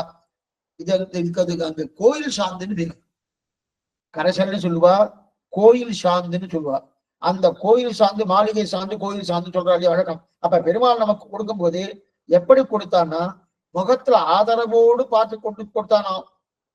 நானும் அந்த பெருமாளை சேவித்தேன். அப்ப என்ன பெருமாள் எத்தனை கௌரவப்படுத்தினான், ஔதாரியமாக எத்தனை வள்ளல் தன்னத்தை காட்டினான். நான் அதற்கு தோற்றேன். ஐஸ்வர்யாத்தை சொல்றார், நான் அதுக்கு தோத்தேன். இத்தனை நாட்களாக ஆசைப்பட்ட ஐஸ்வர்யத்தை கண் வைக்காமல் அவன் கொடுத்த ஆதரத்தை பார்த்தா, யாராக இருந்தாலும் இத்தனை நாட்களாகத்தான் ஆசைப்பட்டது விட்டு விடுவார்கள். எக்ஸலண்டா எடுத்துட்ட. பகவான் நமக்கு கொடுக்கிறான், அவன் கொடுக்கக்கூடிய அந்த தன்மையை பார்க்கறே இத்தனை நாள் இப்படி இருந்தேன் நாமே நம்ம நொந்து கொள்வோம். நொந்து கொள்றதுன்னா என்னதுன்னு அர்த்தம், நான் இப்படி இருந்தேனே இப்படி இருந்தேனே நாமே வெய்யறோம் அந்த தன்மை வந்துடும். அவன்கிட்ட போய் இந்த ஐஸ்வர்யத்தை கேட்டிருக்கவன இப்ப அந்த மாதிரி ஐஸ்வர்யத்தை நினைக்கிறான். இத்தனை நாள் இப்படி இருந்தனே, இனிமே அவன் தான், அவனால் அன்றி மற்றொன்று கிடையாது அப்படின்னு ஆசைப்படுகிறான். என்னை வெள்ளுயிராக்க வல்ல, நான் இத்தனை நாட்கள் கருப்பாக இருந்தேன், இப்ப வெள்ளையாயிட்டேன். சாமி அப்பன்னா இந்த பாட்டை சொன்னா யாரெல்லாம் கருப்பா இருக்காளோ அவெல்லாம் சொன்ன உடனே வெள்ளையா போயிடுவாருன்னா அது அர்த்தம் இல்லை. இத்தனை நாள் கருப்பா இருந்தேன், இப்ப வெள்ளையாட்டேன் அப்படின்னு என்ன அர்த்தம்? உடம்பு கருப்பாக தான் இருக்கும், அது ஒண்ணும் மாறாது. உடம்பு கருப்பா இருக்கிற உடம்பு கருப்பா தான் இருக்கும், வெள்ளையா இருக்கிறவரும் வெள்ளையா தான் இருக்கும், அது மாறாது. ஆனா மனசு கருப்பா இருந்து இப்ப வெள்ளையாயிடுது. மனசு உள்ளுக்குள்ள அழுக்கு கருப்பு பூர்த்தியா இருந்து இப்ப வெள்ளையாடுது. என்ன கருப்பா இருந்தாருன்னா தாழ்ந்த பலன்களை ஆசைப்பட்டாருனோ, சரீரத்துக்கு தேவையானதுன்னு ஆசைப்பட்டாருனோ, கண்டு கேட்டு உற்று மோந்து உண்டு உடலம் தெளிவறி அளவில்லா சிற்றின்மன் சொல்லிட்டு இந்த தாழ்ந்த பலத்தை ஆசைப்பட்டாரனோ, அப்படிப்பட்ட அவனுடைய ஆத்மாவை என்னுடையதுன்னு நினைச்சேனே, அதுதான் பெரிய விஷயம். அவனுடைய ஆத்மாவை என்னுடைய நினைச்சேனோ, அதுதான் நான் பண்ண தப்பு. அப்ப அந்த தாழ்ந்த பலன், அந்த தான் கருப்பு, அந்த கருப்பு எடுத்தனும். இப்ப வியாக்கியான வாசிக்கணும். தந்த போதில் ஒரு திருமுகத்தில் கௌரவத்தின் ஔதாரியத்தின் தோற்று ஐஸ்வர்யத்தை விட்டு அவன்தான் அமையுமென்னும்படி ஆய்த்து தந்தது என்னை வெள்ளுயிராக்க வல்ல ஆத்மாபகாரினா என்கிறபடியே ஆத்மாகாரம் பண்ணி அதனாலே புத்திர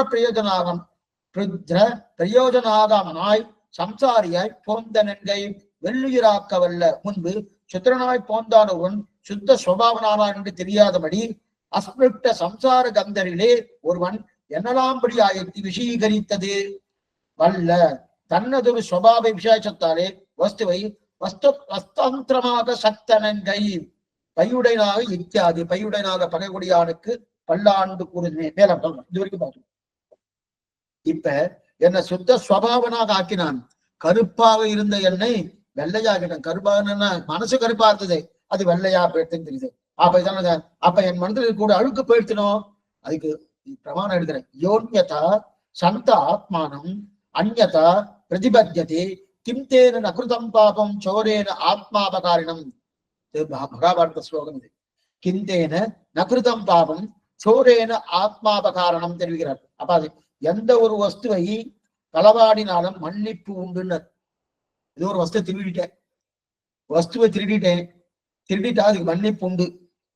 ஆனா மிக உயர்ந்த வஸ்து இது தெரியுமா? ஆத்மா. அந்த ஆத்மாவை பெருமாளுக்கு திருவிட்டோம்னா அதுக்கு மன்னிப்பே கிடையாதுன்ற.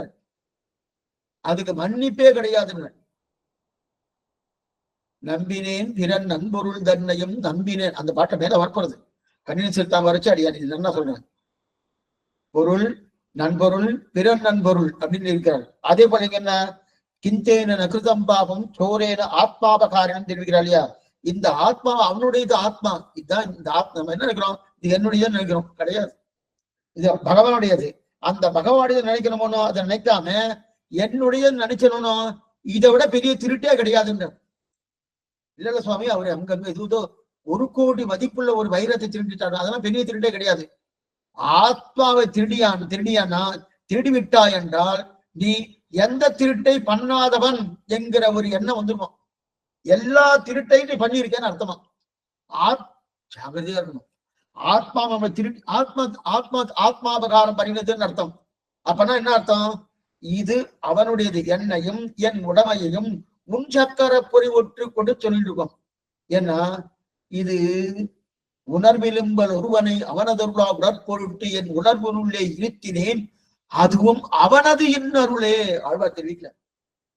அப்படி இருக்கச்சே இந்த ஆத்மா அவனுடையதேச்சே.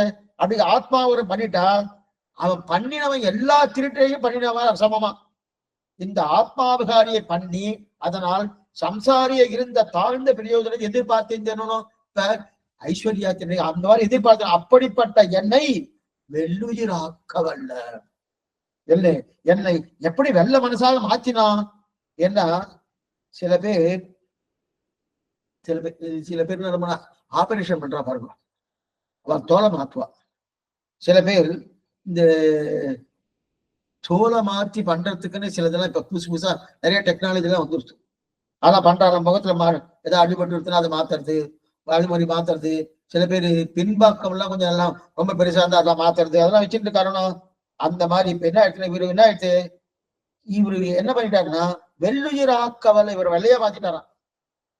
இவரை வெள்ளையா மாத்தினா பெருமாள் மாத்திரான இனிமே யாராவது பார்த்தா இவர் முன்னாடி பார்த்துறது எப்படி இருக்குன்னா, எப்படி இருமா மாத்திருக்கார். சாமானியம் என்ன சொல்லுவார், சுவாமி நேத்தி வரைக்கும் ஒரு ஐஸ்வர்யார்த்தா இருந்தார், இன்னைக்கு பகவல்லாபார்த்தி ஆயிட்டார், பரவாயில்ல சுவாமி தெரிஞ்சிட்டார் வந்துட்டாரு சொல்லுவாரு. ஆனா பெருமாள் அப்படி மாத்தலையா. யாராவது பார்த்தா சுவாமி இவரை போய் நீங்க ஐஸ்வர்யாத்திரி யாரோ சொன்னாலே, இல்லையே இவர் முதல்ல இருந்த பகவல்லாபார்த்தியா தான் இருக்காரு, இவர் ஐஸ்வர்யார்த்தியே இல்லையே என்று சொல்லும் அளவிற்கு மாற்றிடுவானோ. அதான் வெள்ளுயிராக்கவல்ல. இந்த தன்மை பகவானுக்கே உண்டு. ஏன்னா அந்த அளவுக்கு நம்ம மாறிடுவோமா. அதுதான் வெள்ளுயிராக்கவல்லன்னு. வெள்ளன்னு என்ன வெள்ளுயிராக்கவல்ல. யாரா பார்த்தானா இவர் ஐஸ்வர்யார்த்தி கிடையாது சுவாமி, இல்ல சுவாமி முன்னாடி இருந்தா சுவாமி, முன்னாடி கூட இல்ல சுவாமி, எப்பவுமே ஒரு பகவல்லாபார்த்தி தான், எனக்கு நல்லா தெரியும் என்று சொல்லும் அளவுக்கு வெள்ளுயிராக்கவல்ல. ஏன்னா ஒரு வஸ்துவை இன்னொரு வஸ்துவை ஆக்க முடியுமா? முடியும். பாம்பை கயிறை ஆக்க முடியுமா? முடியாது. கயிறை பாம்பா ஆக்க முடியுமா? முடியாது. ஆனா பெருமாள் ஐஸ்வர்யார்த்தியாக இருந்த என்னை பகவல்லாபார்த்தியா மாத்திட்டாங்க. இவன் நினைக்கிறான் இந்த ஐஸ்வர்யா பகவல்லாபார்த்தியா மாத்திட்டான. ஒரு குணத்தோடு இருந்த வஸ்துவை மற்றொரு குணத்தோடு ஆக்கி விட்டார் இல்லையா, அதைத்தான் வெள்ளுயிராக்கவல்ல. ஏதோ ஒரு குணம் இருக்கு, அந்த குணம் என்ன பிறவி குணம் சுவாமி மாறாதுன்னு நம்ம சொல்ற குணம் பகவான்கிட்ட போயாச்சுன்னா எந்த குணமும் மாறும்.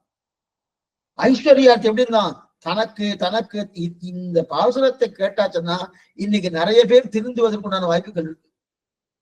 இன்னைக்கு அநேகமா நம்ம தேசத்துல ஐஸ்வர்யார்த்திக்கு தான் அதிகம். ஆழ்வாரா நீங்க பாட்டே அப்படிதான் எடுத்திருக்காரு. ஐஸ்வர்யா ஏன் இந்த பாட்டு கூறுவனேன்னு சொல்றதுக்கு என்ன காரணம், நிறைய பேர் இருக்கா, அப்ப ஒவ்வொரு ஊருக்கும் நிறைய பேர் இருக்கா, அப்ப ஒவ்வொரு ஊர்ல ஒவ்வொருத்தரும் எடுக்கணுமானோ, அந்த அந்த அதுல ஒருத்தரா எடுத்துட்டார், அதனாலதான் கூறுவானேன்னு ஒருமையில சொல்லியிருக்காரு.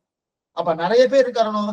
ஐஸ்வர்யம் என்ன சுவாமினா இந்த வீட்டுல இந்த லோகத்துல இருக்கிறது ஐஸ்வர்யம் வேணும். ஆனா அந்த ஐஸ்வர்யம் எப்படின்னா பகவத ஆராதன ஐஸ்வர்யமா இருக்கும். அப்படியே இவர் மாத்தினார். என்னமா மாத்தினாரு, அப்படி மாத்தினாரு. அப்ப வெள்ளுயிர் ஆக்கவல்ல, ஒரு குணத்தோடு இருந்த வஸ்துவை மற்றொரு குணத்தோடு ஆக்கி விட்டார் இல்லையா, அதைத்தான் வெள்ளுயிர் ஆக்கவல்ல. அடுத்து பையுடையனாக பகைகுடியானுக்கு பல்லாண்டு கூறுவனே பையடை இத்தியாதி வியாக்கியானம் வாசிக்கிறேன். மங்களாசாதனத்துக்கு விஷயமேது என்ன அவ்விஷயத்தை சொல்லுகிறார். தன்னோட்டை ஸ்பரிச சுகத்தாலே விகசித்த பணமான நாகத்தினுடைய பகை உண்டு பெரிய திருவடி. அவனை கொடியாக உடையவனுக்கு அனந்த சாயியாய் கருடத்வஜனுக்கு மங்களாசாதனம் பண்ணுகிறன் என்கை தகட்டிலே அடுத்தின மாணிக்கம் போலே திருவனந்தாழ்வான் நோட்டை சேர்த்தியால் வரும் அழகு நித்தியஸ்ரீயாக வேணும் என்றும் ஏதேனும் ஒன்று அபேட்சித்து வந்தவர்களையும் எனக்காத்து கொள்ள வல்லேன் என்று கொடி கட்டி இருக்கிற சக்தி நித்தியஸ்ரீயாய் செல்ல வேண்டும் என்றும் திருப்பல்லாண்டு பாடுகிறேன் என்கிறார். ஆச்சரியமான விஷயம். அப்படின்னா அனன்ய பிரயோஜனம் கைவல்யார்த்திகளும் சங்கதாருகிற இடத்தில் சமூகமாய் பேசினார். இதில் ஐஸ்வர்யார்த்தி ஏகவசனத்தால் பேசுவான் என்னில் அவர்கள் திரள் பரிச்சின்னமா ஐஸ்வர்யார்த்திகள் திரள் அபரிச்சின்னமாய் ஆகியாலே ஓர் ஊருக்கு ஒருத்தன் வார்த்தை செல்வா போலே சொல்லுகிறார். இது நம்ம ஏற்கனவே பார்த்துட்டோம். இதுதான் மறுபடியும் சொல்றேன். இப்ப பையுடையனாக பகையுடையானுக்கு பல்லாண்டு கூறுவனே அப்படின்னு. சரி சுவாமி, ஐஸ்வர்யார்த்தி எல்லாம் மனசு மாறிட்டா பெருமாள் கொடுத்தபடியாலே இனிமேல் பெருமாளுக்கு மங்களாசாசனம் பண்ணுவோம் என்று ஒத்துண்டா. சரி சுவாமி, எதை மங்களாசாசனம் பண்ணணும், எப்படி பண்ணணும், எதை பண்ணணும்னா அதைத்தான் இப்ப விஷயத்தை சொல்றோம். மங்களாசாசனம் பண்ணணும்னா இப்ப என்ன கேட்டா திருவள்ளிக்கணுக்கு மங்களாசாசனம் பண்றேன், ஸ்ரீரங்கத்திற்கு வரணும் நம்பெருமாள் மங்களாசாசனம் பண்றேன் பார்க்க பண்ணுவார். அது மாதிரி இவர் என்ன சொல்றாரு, பையுடையனாக பகைகுடியானுக்கு பல்லாண்டு கூறுவரேன்னு தெரிவிக்கிறார். யாருக்கு மங்களாசாசனம் சுவாமி அப்படின்னு மங்களாசாசனம் விஷயத்த சொல்றாரு. ஏன்னா அப்படின்னா பெருமாவுடைய திருமேனியில நாகப்பாம்பு பட்டுன்னு இருக்கணும், படுத்துட்டு இருக்கு, ஆதிசேஷன் படுத்துட்டு இருக்கார். அதன் மேல பெருமாள் ஏற்றிருக்கச்சே இவருடைய ஸ்பரிசம் அதை படுத்தணும், இவருடைய திருமேனி அந்த பாம்பு மேல பட்டுக்கணும். அந்த திருமேனி பாம்பு மேல பட்டாலே அவர் அப்படியே விகசிச்சுடுவாராம். அப்படியே விரிஞ்சு போயிடுவார். ஏன்னா ஓ நம்ம திருமேனி பகவத் சம்பந்தம் கிடைச்சித்தே அப்படின்னு. இதே போல ஸ்ரீவை கொண்டு போனதுக்கு அப்புறம் அங்க தர்மாதி பீட்டம்னு இருக்கும். அந்த தர்மாதி பீடத்துக்கு மேல ஆதிசேஷன் உட்கார்ந்துருப்பார். அந்த ஆதிசேஷன் மேல நம்ம காலை வைப்போம். அப்படியே காலை வச்சுதான் பகவானுடைய மடியில போய் உட்காரத்துக்காக காலை வச்சுக்குவோம். காலை வைக்கச்சு அங்க ஆதிசேஷன் நினைக்கிறாராம், ஓ இப்படிப்பட்ட பெரிய கால், பெரிய திருவடி நம்ம மேல பட்டிருக்க, என்ன பாக்கியம் நினைக்கிறான். இந்த கால் எங்கெங்கயோ இருந்திருக்கு, ஆனா அங்கதான் நினைக்கிறாரோ. அதே போல பெருமாடி நமக்கே அந்த நிலையனா பெருமாளுடைய திருமேனிய ஆதிசேஷம் படுறதுனால என்ன அந்த அந்த ஸ்பரிசம், அந்த பரிசத்தால என்ன விரிஞ்சு இருக்கிறதாம். ஆக அனந்த சாயியாய் படுத்துக்கிறானோ, அனந்த சாயியாய் கருடவாகனமாக கொண்ட எம்பெருமானுக்கு பல்லாண்டு பாடுவோம். படுத்துருக்கான். பையுடைனாக அந்த பாம்பின் மேலே படுத்து கொண்ட பகை கொடியான். அப்ப பாம்புக்கு பகை கொடியான கருடவாகனம். அந்த கருடவாகனமாக கொண்ட எம்பெருமானுக்கு பல்லாண்டு கொடுவோம். அவர் எப்படி இருக்கார்? ஆதிசேஷ பரியங்கத்தில் பெருமாள் சயனித்தன் இருக்கார். அப்ப ஆதிசேஷன் எப்படி இருப்பார்? வெளுப்பா இருப்பார். ஆதிசேஷன் வெளுப்பா இருப்பார். பெருமாள் எப்படி இருக்கார்? கருநீலம் நீலமே சாவனந்தன கருப்பா இருக்காரோ. இப்ப என்ன ஆயிடுச்சுன்னா கருப்பு வெளுப்பு, கருப்பு வெளுப்பு, கருப்பு சிவப்பு இல்ல, கருப்பு வெளுப்பு, கருப்பு வெளுப்பு ரெண்டுமே ஒண்ணுக்கு ஒண்ணு ரொம்ப பொருத்தமா போயிடுச்சுனா. எப்படி பொருந்ததுன்னு அதுக்குதான் எக்ஸாம்பிள் எடுக்கிறார். எப்படி பொருந்துனா, தகட்டில் அழுத்தின மாணிக்கம் போலேன்னு, தகட்டில் அழுத்தின மாணிக்கம் போலேன்னு திருவிழா. அப்ப மாணிக்கம்னா சொர்ணம் இருக்கணும். சொர்ணம்னா தங்கம். தங்கத்துல மாணிக்கத்தை வச்சு பொதிப்பறணும். தங்கம் பிரதான தங்க தகடு இருக்கும். அந்த தங்கத்தகடுல ஒவ்வொரு மாணிக்கமா ஒவ்வொரு அதுக்குன்னு வர்ணக்கலாபம் இருக்குன்னு, சிவப்பு, பச்சை, நீலம் என்னென்ன உண்டோ அதை பதிக்கிறாரனோ. அவன் முதல்ல தங்கத்தை எடுத்து அதுல ரத்னமாக இருக்கிற நீலம் என்ன, பச்சை என்ன, சிவப்பை வைத்தார் போல வெள்ளத்தகட்டை எடுத்து கொண்டார். இப்ப வெள்ளத்தகடு எது? ஆதிசேஷன். வெள்ளத்தகடுதான் ஆதிசேஷன். அந்த ஆதிசேஷன் மேல இந்த மாணிக்கத்தை பதிக்கிற வந்து மாணிக்கம் எது? கருமணியை கோமலத்தை கண்டு கொண்டு என் கண்ணினைகள் என்று கொடு கருக்கும் நாளே. குலசேகர பாசம். இருளிய சுடர்மணிகள் இறக்கும் நெட்டு இணைத்தொத்தி அணிவரங்கள் ஆயிரங்கள் ஆந்த அரவரச பெருஞ்சோதி அனந்தன் என்னும் அப்படின்னு தெரிவிக்கிறாளையா. கருமணியை கோமலத்தை கண்டு கொண்டு என் கண்ணினைகள் என்று கொடு கணிக்கும் நாளேன்னு தெரிவிக்கிறாளையா. அப்ப அந்த கருக்கு மாணிக்கத்தை எப்படி இதுல பொறிச்சிட்டா? ஆதிசேஷன் என்கிற தங்கத்தட்டிலே பொறிச்சிட்டான். ஆதிசேஷன்கிற தங்க பொறிச்சிட்டாலையா. அத போல எப்படி ஒரு தங்கத்துல எப்படி வைரத்தை பொறிக்கிறாளோ அப்படி எடுத்து கொடுக்கறதுன்னு, சிகப்பு, வெள்ளை, பச்சை அப்படி எடுத்து கொடுக்கறதும் அதே போல எடுத்துக்கொண்டார் இல்லையா. கருப்பு மாணிக்கத்தை கொண்டு போய் பொறிச்சிட்டார்கள். அதை போல ஆதிசேஷனிடத்தில் பெருமாள் சயனிச்சிருக்கார். நீ இப்ப எதற்கு பல்லாண்டு பாடுன்னு கேட்டோம். ஐஸ்வர்யார்த்த. இப்ப ஐஸ்வர்யார்த்தி இல்ல, இப்ப பகவல்லாபார்த்தி ஆயிட்டார். என்ன எப்ப வெள்ளுயிராக்க வல்லன் சப்தம் வந்துட்டோ இனிமேல் ஐஸ்வர்யார்த்தி கிடையாது, பகவல்லாபார்த்தி ஆயிட்டார். பகவல்லாபார்த்தி ஆயிட்டா இப்ப அவர்கிட்ட கேட்கிறோம், சுவாமி நீர் பல்லாண்டு பாட போறீருன்னு மங்களாசாசனம் பண்ண. ஆமா மண்டபசாசனம் பண்ண போறேன். எதுக்கு மங்களாசாசனம் பண்றேன்னா கருப்பும் வெளுப்பும் சேர்ந்து இருக்கணும். கருப்பு வெளுக்கும் சேர்ந்து இருக்கணும். அந்த சேர்ந்த பரபாகம் இருக்கு, ரொம்ப ஆச்சரியமா இருக்கு, ரொம்ப ஆச்சரியமா இருக்கு. அது அப்படியே இருக்கணும்னு பல்லாண்டு பாடுறேன்னு. என்ன சுவாமி வர்ணகலாபத்துக்கு பல்லாண்டு பாடுறேன்? இல்ல சுவாமி, கருப்பு பெருமாள், வெளுப்பு ஆதிசேஷன். அப்பனா பையுடையனாக பகை கொடியான். அந்த கருப்பும் வெளுப்பும் கலந்திருக்கணும். கலந்திருக்கக்கூடிய அந்த பரபாகம் இருக்கணும். அந்த பரபாகத்துக்கு பல்லாண்டு பாடணும், மங்களாசாசனம் பண்ணணும். ஏன்னா என்னுடைய கந்திருஷ்டியே பட்டுடும் இருக்கு. அவ்வளவு ஆச்சரியமா இருக்கு. சில இடத்துல நீங்க பெருமாள் சேவிக்க போனீங்கன்னா அதிசயமா படுத்துவையா இருக்கும், கண்கொள்ளா காட்சியா இருக்கும். அப்படியே சேவிச்சுட்டு இருக்கலாம். அந்த மாதிரி இருக்கிற வாயோரி நெஞ்சூர் சுதங்களா அந்த வரையுடம்பில் அனல்லாகும் உமிழ்ந்த செந்தி. அதே 2வது பாசம் தெரிவிக்கிறார் குலசேகரார். இதுக்கு சொல்ல வந்தேன்னா அப்படியே பல்லாண்டு பாடுனா தனக்கு கொடுத்ததற்காக நன்றா இருக்கணும்னு பல்லாண்டு பாருங்க. பல்லாண்டு பாடுறதுல எதனால பல்லாண்டு பாடுறேன்? நாம என்ன பண்ணுவோம்? பெருமாள்கிட்ட போய் இதை பிரார்த்தனை பண்ணிட்டோம். பிரார்த்தனை பண்ணணும்னா அந்த பிரார்த்தனை நிறைவேறித்து சுவாமி பிரார்த்தனை நிறைவேற்றிட்டார். அதனால போய் இன்னைக்கு நன்றி சொல்லணுமோ, அதனால அவர்கிட்ட போயிட்டு நீ எல்லாம் நல்லா போயிட்டு வாசிட்டு வந்தான், இன்னொரு தடவை 4 பிரதட்சணம் பண்றேன் அப்படின்னு பண்ணுவோம். இப்ப அதே போல ஐஸ்வர்யார்த்தி இப்ப என்ன ஆயிட்டு, இவர் ஐஸ்வர்யார்த்தியா இருந்த தன்னை பகவல்லாபார்த்திய மாத்திட்டாரானோ, பகவல்லாபார்த்திய மாத்திட்டாரானோ, அப்ப தனக்கு வள்ளுயிராக்கவல்லன் பண்ணிட்டாரானோ, அந்த மாதிரி பண்ணிட்டாரானோ. அதனால நீ எனக்கு எப்ப பண்ணினியோ அதனால நீ நன்னா இருக்கணும் பல்லாண்டான இல்லைன்ட்டார். அதுக்காக இல்லைன்ட்டார் சுவாமி. இது உண்மைதானே சுவாமி? நீ ஐஸ்வர்யார்த்தியா இருந்து இப்ப உன்னை பகவல்லாபார்த்தி ஆக்கினார், அதான் வெள்ளுயிர் ஆக்கவல்லன்னு சொல்லியாச்சு. அப்ப வெள்ளுயிர் ஆக்கவல்ல உன்னை பண்ணின உடனே அதற்கு அப்படிப்பட்ட வெள்ளுயிர் ஆக்கவல்ல எம்பெருமானுக்கு பல்லாண்டு இல்ல. அதை சொல்லல. என்ன சொல்றேன்னா, பெருமாளை சேவிக்கிறாராம். ஆதிசேஷ படுக்கையில பிரம்மா படுத்துட்டு இருக்கார். ஆதிசேஷன் வெள்ளையா இருக்கார், மேல கருப்பு இருக்கு. இந்த கருப்பு வெளிப்பு சேர்த்து இருக்கு இல்லையா, ரொம்ப அழகா இருக்கான். அப்படிப்பட்ட ரொம்ப அழகா இருக்கணும், அந்த அழகுக்கு சேர்த்திக்கு பல்லாண்டு. அழகுக்கு சேர்த்திக்கு பல்லாண்டு.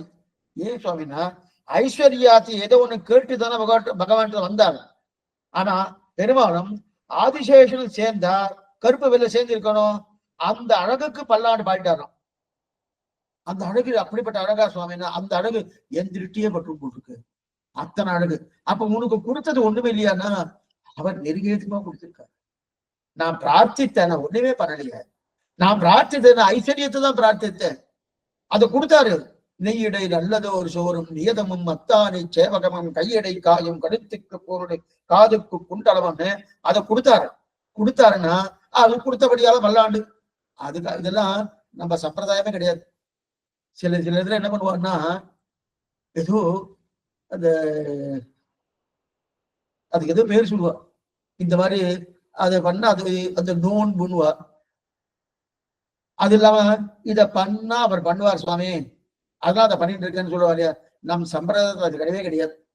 ஏன் கிடையாதுன்றன்னா, இப்ப தாயார் தகப்பனா இருக்கார், பிள்ளை படிக்கணும், பிள்ளைக்கு சாதம் ஓட்டணும், பிள்ளைக்கு யூனிஃபார்ம் வாங்கி தரணும், பிள்ளைக்கு என்னென்ன வேணுமோ அதெல்லாம் பண்ணணும். இந்த பிள்ளை என்ன பண்ணா, அப்பா நிச்சயம் எழுந்து, அப்பா நான் உன் பிள்ளை, நீதான் என்ன ரட்சிக்கணும் அப்படின்னு பிரார்த்தித்தா. அதுக்கப்புறம் தகப்பனார் பண்ணா, அவர் தகப்பனாரே இல்லை. இந்த வார்த்தையை அந்த பிள்ளையார் நான் சொன்னான்னா கோவத்துல தகப்பனா இருக்கு. நான் உன் தகப்பனார், நான் பண்ண வேண்டியது என்னுடைய கர்த்தவியம்டா, நான் உனக்கு பண்ண போறேன்டான்னு சொல்றா இல்லையா. இல்லையா சுவாமி, மற்ற தேவதாந்தரங்களுக்கெல்லாம் பிரார்த்திக்கிறாளே சுவாமி. நேர்த்திக்கடன் அப்படின்னு ஒண்ணு சொல்றா தெரியுமா, ஞாபகம் வராது, ஞாபகம் வந்துட்டு நேர்த்திக்கடன். இதெல்லாம் நேர்த்திக்கடன் சுவாமி, நேர்த்திக்கடன் சொல்ற பாருங்க. அவெல்லாம் தேவதான், அவ தேவதான், அவ தாயார் தகப்பனார் இல்லையே. அவ யாரோ தாயார் தகப்பன்கிட்ட, எங்க தாயார் தகப்ப என்ன ரட்சிக்கிறா, பக்கத்து வீட்டுக்காரர் என்ன ரட்சிப்பாரா? என்னவா சுவாமி, அதெல்லாம் பண்ண மாட்டாங்க. என்ன அதுதான் அவ எதுக்கு பண்ணிட்டு, அவ பண்ண போறது இல்லையே, அவ யாரோ. ஆனா இவர் என்ன, சேலே கண்டியரும் பெண் செல்வமும் நன்மக்களும் மேலா தாய் தந்தையும் அவரே. மாதா நாராயணகா, பிதா நாராயணகா, பிராதா நாராயணகா, சர்வம் சுகுருது நாராயணகா அப்படி இருக்க செய்து இவர் ரட்சிக்கிறான்னா, இவர் ரட்சிக்கிறது இவர் என்ன, அதனாதான் மேல பார்க்க போறோம். அனிஷ்ட நிவர்த்தி இட்ட பிராப்தி கொடுக்குறது தாயார் தகப்பனார் தான். நமக்கு தாயார் தகப்பனார் யாரு? மாத்ரு தேவோ பவா, பித்ரு தேவோ பவா, ஆச்சாரிய தேவோ பவா, அதிதி தேவோ பவம் உபனிஷத் சொல்றது தைத்திரியம். அத பாஷ்யம் எழுதக்கூடிய சுவாமி செல்விக்கிறார். மாதானா பெத்த தாய், பிதான்னா பெத்த தந்தை, ஆச்சாரியன்னா ஆச்சாரியர், அதித்தினா என்னது பகவான் இல்ல ஸ்ரீ வைஷ்ணவா அப்படின்னு சொன்ன முதல் வியாக்கியானம் பண்ணார். இல்ல மாதான்னா யார் தெரியுமா, பெரிய பிராட்டியார். பிதானா பெரிய பெருமாள், அப்படி எடுத்திருக்காரு. அப்ப நமக்கு மாதா நாராயண பிதா நாராயண அவாதான். இப்ப அவள்கிட்ட போயிட்டு நீ எனக்கு ஏதோ ஒண்ணு உதவி பண்ணிருக்கணும், அந்த உதவிக்காக இதை நான் இதை பண்றேன். இதை விட வேற வம்பே கிடையாது, இதை விட வேற வம்பே கிடையாது. ஏன்னா அப்ப அவளால மாதா பிதாபா நினைக்கவே இல்லைன்னு அர்த்தம். அதனால இப்ப ஐஸ்வர்யார்த்தி என்ன சொல்லிட்டு இருக்காங்கன்னா, இல்லையா அவர் எனக்கு பண்ணியிருக்காரு, நெருகேற்றுமா பண்ணியிருக்காரு. நான் என்ன பண்ணணும்னா, ஒண்ணுமில்லை, அந்த பரபாகம் இருக்கணும், கருப்பு வெளுப்பு, கருப்பு என்பது பகவானுடைய திருமேனி, வெறுப்பு என்பது ஆதிசேஷனுடைய திருமேனி. அந்த கருப்பு விழுந்த பரவா இருக்கிற அந்த பரபாவம் ரொம்ப அழகா இருக்கு. அந்த அழகுக்கு என்னது பல்லாண்டு, பல்லாண்டு. சரி சரி.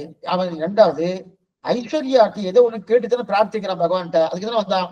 பெருமானும் ஆயுஷன் கருப்பு சேர்ந்திருக்கு, அந்த அளவுக்கு பல்லாண்டு சொன்னார். அடுத்து பையுடையனாக பகை கொடியானுக்கு, கருட கொடிக்கு என்னன்னா பெருமாள் விஜயஸ்தம்பம் கட்டிட்டு இருக்கார். துவஜஸ்தம்பம் விஜயஸ்தம்பம் கட்டிட்டு இருக்காரு. அதுல கருட கொடி ஏற்றாரணும், ஏற்றிட்டு இருக்காரணும். இந்த கொடி எதுக்காகன்னா பெருமாள் ஜெயிச்சிட்டாரா. என்ன சுவாமி எங்க ஜெயிச்சாரு? ராவணனை ஜெயிச்சாரா, சிசுபாலனை ஜெயிச்சாரா? இல்ல யார ஜெயிச்சாருன்னு வரணும். பெருமாள் ஜெயிச்சிட்டானா. பையுடையனாக பகை கொடியானுக்கு ஒரு விஜயஸ்தம்பம் கட்டி கருட கொடி ஏற்றி இருக்கார். இந்த கொடி எதற்காகனா பெருமாள் ஜெயிச்சிட்டார். அந்த ஜெயிச்சபடியால் அதற்காக என்னது விஜயஸ்தம்பம். என்ன சுவாமி ஜெயிச்சார், என்ன ஜெயிச்சாருன்னு கேட்டா ஒண்ணுமில்ல, ஐஸ்வர்யத்துக்கு ஆசைப்பட்டு வந்தவன கூட என்னை ஆசைப்பட மாத்திட்டேனோ, அதனால எனக்கு இருப்பதிலே பெரிய ஜெயமம், இருப்பதிலே பெரிய ஜெயமன் அதுதான். ஏன்னா ஐஸ்வர்யார்த்திய இப்ப பகவான் லாபார்த்திய மாற்றி இருக்காரோ, அதனால நம்ம பகவான் தன்னை நினைக்கிறான் நான் ஜெயிச்சுட்டேன். ஜெயிச்சபடியால கொடி ஏத்தணுமோ, அதான் துவஜக்கொடி, கருடக்கொடி. அந்த கொடி என்ன கொடி? எப்படி விஜயஸ்தம்பம். அந்த விஜயஸ்தம்பத்தை ஏற்றினார். சுவாமி என்ன சுவாமி, ராவணனை கொண்டு இருக்கார், சிசுபாலனை கொண்டு இருக்கார், கும்பகர்ணனை கொண்டு இருக்கார், இரண்யகசிபு இரண்யாட்சனை வரலாம் கொண்டு இருக்கார். அதை விடவா இதெல்லாம் அதெல்லாம் ஜெயிச்சதெல்லாம் ஜெயமே கிடையாதுன்றார். அதெல்லாம் ஜெயிச்சது ஜெயமே கிடையாதுன்னார். ஏன்னா இவன் எத்தையோ கேட்க வந்தானே, எனக்கு வீடு கொடுக்குறியா, வாசல் கொடுக்குறியா, சொத்து கொடுக்குறியா, சுகம் கொடுக்குறியா, எத்தையோ கேட்க வந்தானோ. அப்படி எத்தையோ கேட்டு வந்தன என்ன கேட்கும்படி ஆக்கினேனு, அதான் முக்கியம். என்ன கேட்டான், பகவானை தவிர என் லோகத்துல என்னென்ன அச்சித் வஸ்துக்கள் உண்டோ அதை தானே கேட்டு இருக்கான். பரபிரம்மமான ஈஸ்வரனை கேட்கணுமோனோ அதை கேட்கலையே. அதை கேட்காம அச்சித் வஸ்துக்களை கேட்டு இருக்கான. கண்டு கேட்டு உற்று மோந்து உண்டு உள்ளம் கேட்டு தானோ. இப்ப அப்படி கேட்டு இருந்த ஐஸ்வர்யார்த்தியை பகவான் என்ன பண்ணா, தன்னை கேட்கும்படி ஆக்கினான் அல்லவா. அப்ப அதற்குத்தான் என் சக்தி வெளிப்படும்படியாக கொடிய கட்டி வச்சிருக்கேன். பையுடையனாக பகை கொடியானுக்கு கொடிய கட்டின்னு இருக்க. என்ன கொடினா ஒண்ணுமில்ல சுவாமி, அவனை இதுல இருந்து என்ன தெரியாதுன்னா நம்ம மாத்துறது பகவானுக்கு அவ்வளவு சிரமப்படுறாரு. அப்ப சிசுபாலன், தந்த பக்தன், அதே போல இரண்யாட்சன், இரண்யகசிபு, ராவணன், கும்பகர்ணன் அதெல்லாம் பெரிய சாமானியம் ஜெயிக்கிறதுதான். நம்மளை ஜெயிச்சா அத்தனை ஆனந்தமா. பண்ண என்ன பண்ணோம், நம்ம அவருக்கு அந்த சமத்தை கொடுக்காம உன் திருவாரனுக்கு நின் பாதமே சரணாக தந்துடிந்தால் உனக்கோர் கைமாறு நான் ஒன்றிலேன் என தாவியம் உனதே இந்த வார்த்தையை சொல்லிடாச்சுன்னா பகவானுக்கு ஆனந்தம் ஆனந்தம். ஜெயித்தோம் ஜெயித்தோம் ஜெயிச்சோம், விஜயீ பவா விஜயீ பவா விஜயீ பவான்னு ஜெயிச்சோம். ஒண்ணுமே இல்லை. ஐஸ்வர்யாத்துக்கு இந்த கருத்தை சொல்லிட்டு இருக்காரு. ஜெயிச்சுட்டேன் ஜெயிச்சுட்டேன்னு சொல்லிட்டு இருக்காரு. அதனால துவஜக்கொடியை கட்டுறாரு, விஜய கொடியை கட்டிட்டு இருக்காரு. நான் ஜெயிச்சுட்டேன், என் சக்தியை வெளிப்படும்படியான பாருங்க விஜயக்கொடி கட்டிருக்கேன். என்ன ஆச்சுன்னா, என்ன சுவாமி எதுக்காக சுவாமி கொடி கட்டீர்கள்? ஒண்ணுமில்ல, இந்த ஐஸ்வர்யாத்தை திருச்சிட்டேன். என்ன பண்ண, என் தெளிவுகளை விழ வச்சு என்னை கேட்கும்படி ஆக்கினோ. அப்ப நான் ஜெயிச்சேன்னு அர்த்தம். அந்த ஜெயிச்சதுக்காக இந்த கொடி கட்டுறேன். அதான் பையுடையனாக பகை கொடியானுக்கு என்றார். இப்ப பல்லாண்டு கூறுதுமே கூறுமினே கூறுவனே மூணு இருக்கு. பையுடையனாக பகை கொடியானுக்கு பல்லாண்டு கூறுதுமே. அப்ப கூறுதுமேன்னா கூட்டமா பேசினார் அப்படின்னு அர்த்தம். கூறுவனேன்னு சொன்னா ஏக வச்சனம், ஒருமையில பேசுறான்னு அர்த்தம். பன்மையிலன்னா கூட்டமா பேசுறான்னு அர்த்தம், ஒருமைன்னா ஏக வசனம்னு அர்த்தம். இப்ப இந்த பாட்டுல நெய்யடை நல்லதோர் சோறும் நியதமும் அத்தானி சேவகமும் கை அடைக்காயும் கழுத்துக்கு பூருடு காதுக்கு குண்டலமும் மெய்யிட நல்லதோர் சாந்தமும் தந்து என்னை வெள்ளுயிராக்க வல்ல பையுடையனாக பகை கொடியானுக்கு பல்லாண்டு கூறுவனேன்னு இருக்கு. இப்ப கூறுவனேன்னா ஏகவசனம். ஏன் சுவாமி ஏகவசனம் பேசினாருன்னா முன்னாடியே பார்த்துட்டோம். ஆனா சுவாமி எடுத்திருக்காரு, பெரிய வாசனம் கடைசியில போட்டிருக்காரு. ஏன் ஏகவசனம் ஒருமையில சொல்லியிருக்காரு. ஏன்னா அப்ப ஒருமையில சொல்லி இருக்காருன்னா அப்ப ஐஸ்வர்யார்த்தி ஒருத்ததான் இருக்கா போட்டிருக்கு. அப்ப கைவல்யார்த்தி நிறைய பேர் இருக்கா போட்டிருக்கு. அதே பகவத் லாபார்த்தி நிறைய பேர் இருக்கா போட்டிருக்கு. ஏன்னா அங்கெல்லாம் கூறுதுமே, கூறுவனே அப்படின்னு இருக்கு, கூறுமினேன்னு இருக்கு, இங்க கூறுவனேன்னு இருக்கு. அப்ப இங்கதான் ஒருமையில இருக்கு, அங்கெல்லாம் பன்மையில இருக்கே சுவாமின்னா, அங்க நிறைய பேர் இருக்கா பண்ணுனா, அங்க நிறைய பேர் இல்ல, இங்கதான் நிறைய பேர் இருக்கா. இப்ப இங்க நிறைய பேர் இருந்தா ஏன் சுவாமி ஒருமையில சொல்றாருன்னா, இப்ப ஒவ்வொரு ஊருக்கும் 1000 பேர் இருக்கா. யாரு? ஒவ்வொரு கிராமத்துக்கு போனா அது இருக்கிறதே 1100 பேர். 1100 பேர்ல 1180 பேர் என்னன்னா ஐஸ்வர்யாத்தியா இருக்கா. மிச்சம் 2 பேரும் ஒரு ஏதோ ஒரு இருக்குன்னு வச்சுக்கோங்க. அப்ப என்ன சுவாமி பண்ணலாம்னா, அப்ப அத்தனை பேரும் கூப்பிட முடியுமா? அதுல ஒரு பிரதிநிதி எடுத்துக்கோ, அதுல ஒருத்தர் தலைவர் ஆகிடுது. ஐஸ்வர்யாத்திக்கு தலைவன் இவன், அவனை மட்டும் சொல்லு. அப்ப அவனை மட்டும் சொல்லணும்னா அந்த கோட்டியை சொன்ன மாதிரி அர்த்தம். அப்ப அவனை மட்டும் சொல்லும் போது ஒருமையில தானே சொல்லியானோ, அதனால கூறுவானே. இப்ப கோட்டி நிறையும், கைவல்யார்த்திக்கு அவளை கோட்டி கிடையாது, பகவல் லாபார்த்திக்கு அவளை கோட்டி கிடையாது. அநேகமா ஐஸ்வர்யார்த்தி தான் நம்ம தேசத்திலே நிறைய. அந்த ஐஸ்வர்யார்த்தி கோட்டி அதிகமா இருக்கிறபடியாது இப்ப கைவல்யார்த்திக்கு ஆள் கிடைக்கும். இன்னைக்கு அநேகமா இல்லை. ஏதோ இமாலய பர்வத்தத்துக்கிட்ட போனா ஏதோ இருக்கலாம். ஒரு 500 வருஷத்துக்கு முன்னாடியாவது கைவல்யார்த்தி இருந்தான்னு பேசிக்கலாம். இன்னைக்கு கைவல்யார்த்தி நம்ம கண்ணுக்கு தெரிஞ்சு யாரா இருக்காங்கன்னா அநேகமா இல்லைன்னே சொல்லலாம். தெரியாத இடமா அந்த இமாலய பர்வதம், அங்க இருக்கலாம் யாரா இருக்கலாம். ஆனா பகவல்லா பார்த்து நிறைய பேர் இருக்கா. ஆனா அதுலயும் என்ன கூட்டம் அவ்வளவு தூரம் கூட்டமாலாம் கிடையாது. அதனாலதான் வாழாட்பட்டு நின்றீர் உள்ளீரேன்னு 3வது பாசனம் தெரிவித்தார். அதே 2வது வரியில 3ஆம் பாட்டு 2வது கூடாட்பட்டு நின்றீர் கலைன்னு எடுக்கிறார். அப்ப ஐஸ்வர்யார்த்தி நிறைய பேர் இருக்கா, பகவல்லா பார்த்து ரொம்ப குறைச்சலா இருக்காரு அடுத்த நிறுத்தம் இல்லையா, அதான் தெரியாது. அப்படி இருக்க செய்து ஆனா ஐஸ்வர்யார்த்திக்கு நிறைய பேர் எண்ணில் இடங்கா இருக்கா இல்லையா, அதனால ஒவ்வொரு ஊருக்கு ஒருத்தர் பேசுமா அப்படி சொல்லுகிறார். நிறைய பேர் இருந்து பேசிட்டா, நிறைய பேர் பேசினா என்ன சுவாமி ஆகும்? சட்டசபையில பேசுற மாதிரிதான்.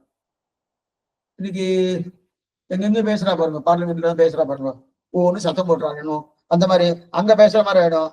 அதுக்கெல்லாம் என்ன பண்ணா, ஒவ்வொரு ஊரத்துக்கும் ஒருத்தர் பிரதிநிதி அப்படின்னு இருக்குண்டா எடுத்துட்டு வந்தாச்சுன்னு வச்சுக்கேன். அப்ப ஒருமையில தானே சொல்லணும். அதனால்தான் கூறுவனே தெரிவிக்கிறார். அதாவது ஒருத்தர் எழுந்து பேசினா கூறுவனேன்னு தானே சொல்ல முடியும்.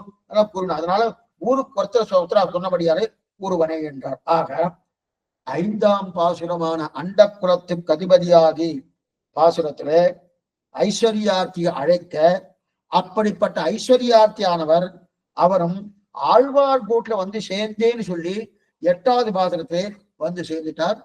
என்ன ஆயிடுத்து? அண்ட குலத்துக்கு அதிபதியாக 5, அது ஐஸ்வர்யார்த்தி அழைத்த பாசுரம். இப்ப 8வது பாசுரத்திலே நெய்யிடை நல்லதோர் சோறும் நியதமும் மத்தானை சேவகமும் கையடைக்காயம் கழுத்துக்கு பூனுடு காதுக்கு குண்டலமும் மெய்ட நல்லதோ சாந்தமம் தந்து என்னை வெள்ளுயிராக்க வல்ல பையுடைனாக பகைகுடியானுக்கு பல்லாண்டு கூறுவனேன் தெரிவித்தார். ஆச்சரியம் பாசனம். இதோடு இந்த ஐஸ்வர்யார்த்தி பாசனம் முடிஞ்சது. இதோடு நம்ம 2 விதமான நிலையை முடிச்சிருக்கோம். அடைத்த பாசனம் எல்லாம் முடிஞ்சிருத்து, ஏற்கனவே முடிஞ்சிருத்து. வந்து சேர்ந்த பாசனம் முடிஞ்சிருத்து. இனிமே 3 அதிகாரிகள் இல்லையா, கொஞ்சம் நல்லா புரிஞ்சுக்கோ. 3 அதிகாரிகள், ஒண்ணு பகவல்லாபார்த்தி, அடுத்து கைவல்யார்த்தி, அடுத்து ஐஸ்வர்யார்த்தி. பகவல்லாபார்த்தி அழைத்த பாசுரம் 3வது பாசனம் வாழாட்பட்டு நின்றீர் உள்ளீரே. கைவல்யார்த்தி அழைத்த பாசனம் 7 நிலத்தில் இடுவதன் முன்னம். அதே ஐஸ்வர்யார்த்தி அழைத்த பாசனம் அண்ட குலத்துக்கு அதிபதியாகி அப்படின்னு தெரிவித்தார். அதுக்கு மேற்கொண்டு இது அடைத்த பாசனம். அவர்கள் வந்து சேர்ந்துட்டா அப்படின்னு பகவல்லாபார்த்தி வந்து சேர்ந்துட்டா சொல்றது 6வது பாசனம். அதே போல ஐஸ்வர்யார்த்தி வந்து கைவல்யார்த்தி வந்து சேர்ந்துட்டான்னு சொல்றது 7வது பாசனம். ஐஸ்வர்யார்த்தி வந்து சேர்ந்துட்டா சொல்றது 8வது பாசனம். இப்ப 2 விதமான நிலை முடிஞ்சிருச்சு இதோடு. அப்பனா அழைத்தவா அழைக்கக்கூடிய பாசனம் 3 பாசனம், 3, 4, 5. வந்து சேர்ந்துட்டான்னு சொல்லக்கூடிய பாசனம் 6, 7, 8. இனி 9, 10, 11. இந்த 3லயும் என்ன பண்றான்னா, ஐஸ்வர்யார்த்தி கைவல்யார்த்தி பகவல்லாபார்த்தி இருக்கு இல்லையா, 9வது பாசுரத்தாலே பகவல்லாபார்த்தியோடு சேர்ந்து பல்லாண்டு பாடுகிறார், மங்களாசாசனம் பண்ணுகிறார். 10வது பாசுரத்தாலே கைவல்யார்த்தியோடு சேர்ந்து மங்களாசாசனம் பண்ணுகிறார். 11வது பாசுரத்தாலே ஐஸ்வர்யார்த்தியோடு சேர்ந்து மங்களாசாசனம் பண்றார். இதுதான் இதோட நிலை. இதுல நம்ம இப்ப நம்ம பார்க்க வேண்டியது 9வது பாசுரம். ஆச்சரியமான பாசுரம். உடுத்து கலைந்தனின் பீதகபாடை உடுத்து கலத்ததுண்டு தொடுத்த துழாய்மலர் சூடி கலைந்தன சூடிமி தொண்டர்களும் விடுத்த திசை கருவம் திரித்தி திருவோண திருவிழவில் படுத்த பைநாகனை பள்ளி கொண்டானுக்கு பல்லாண்டு கூறுதுமே. இதுல பாருங்க, இந்த சேவாக்காலம் பண்றது கொஞ்சம் ஜாபரியா பண்ணும். அதுலயும் முக்கியமா 2வது அடி பாடுவா பாருங்க. முதலடி பாடுவா ஒரு கோட்டியா இருக்கும், 2வது அடி பாடுவா சேவிக்கிறா ஒரு கோட்டியா இருக்கும். 2வது அடி சேவிக்கிறவா வந்து கூறு துமே வரணுமா, கூறு மீனே வரணுமா, கூறு வனேன்னு வரணுமா பார்த்துண்டு தப்பா பேசப்படாது. எல்லாத்துக்கும் கூறு துமேன்னு சொல்லப்படாது. இது சொன்னாங்க. இதுல இந்த பாட்டுல கூறு துமே உடுத்து கலைஞன் பீதகவாடை உடுத்து கலை கூறுதுமே அப்படின்னு தெரிவிக்கிறார். அப்படி இப்ப வந்து கூறுதுமே எப்படிப்பட்ட பெருமாளுக்கு பல்லாண்டு. இந்த பாட்டுல எப்படிப்பட்ட பெருமாளுக்கு படுத்த பைநாகனை பள்ளி கொண்டானுக்கு பல்லாண்டு கூறுதுமேன்னர். அழகிய விகசித்த பனாமண்டலங்களோடு கூடிய திருவனந்தாழ்வாவுடைய மென்மையான படுக்கையில சைனித்தின் இருக்கானோ அந்த பெருமானுக்கு பல்லாண்டு படுவோன்னர். அப்ப நல்ல மென்மையா இருக்கு. படுத்த பைநாகனை, அதே இதுக்கு முன்னாடி பாசுரம் என்னது, பையுடைனாக பகை கொடியானுக்கு பல்லாண்டு. ரெண்டுமே ஒண்ணு மாதிரி தெரியுது சுவாமி. ரெண்டும் இது வேறு அது வேறு வியாக்கியானம் வச்ச சொல்றேன். அப்படி இருக்கச்சு அப்ப படுத்த பைநாகனை பள்ளி கொண்டானுக்கு பல்லாண்டு கூறுதுமேன்னு தெரிவிக்கிறார். முதல்ல பாசுரத்துல பதவதார்த்தம் பார்த்துவோம். அதாவது உடுத்து கலைஞனின் பீதகபாடை. உடுத்து கலைஞன் ஒவ்வொன்றும் பகவத் பிரசாதத்தால் தான் நாம் சந்தோஷிப்போம் உபயோகப்பட்டுதான். இந்த பாசுரத்தினுடைய கருத்து என்ன தெரியுமா, எதுவா இருந்தாலும் பகவானுடைய அனுகிரகத்தால தான் நம்ம இருந்துக்கணும். புரியத்துக்கா சொல்றேன்.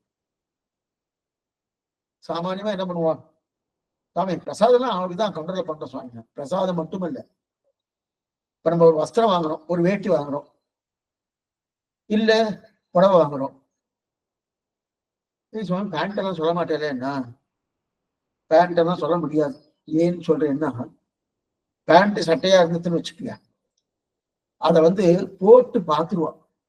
அவன் டைலர் தச்ச உடனே சரியா இருக்காரே போட்டு பாருங்க, எங்கேயாவது ஏற குறையா இருந்தா சரி பண்றேன் அப்படின்னு இல்லையா. இப்ப நம்ம போட்டுருவோம்.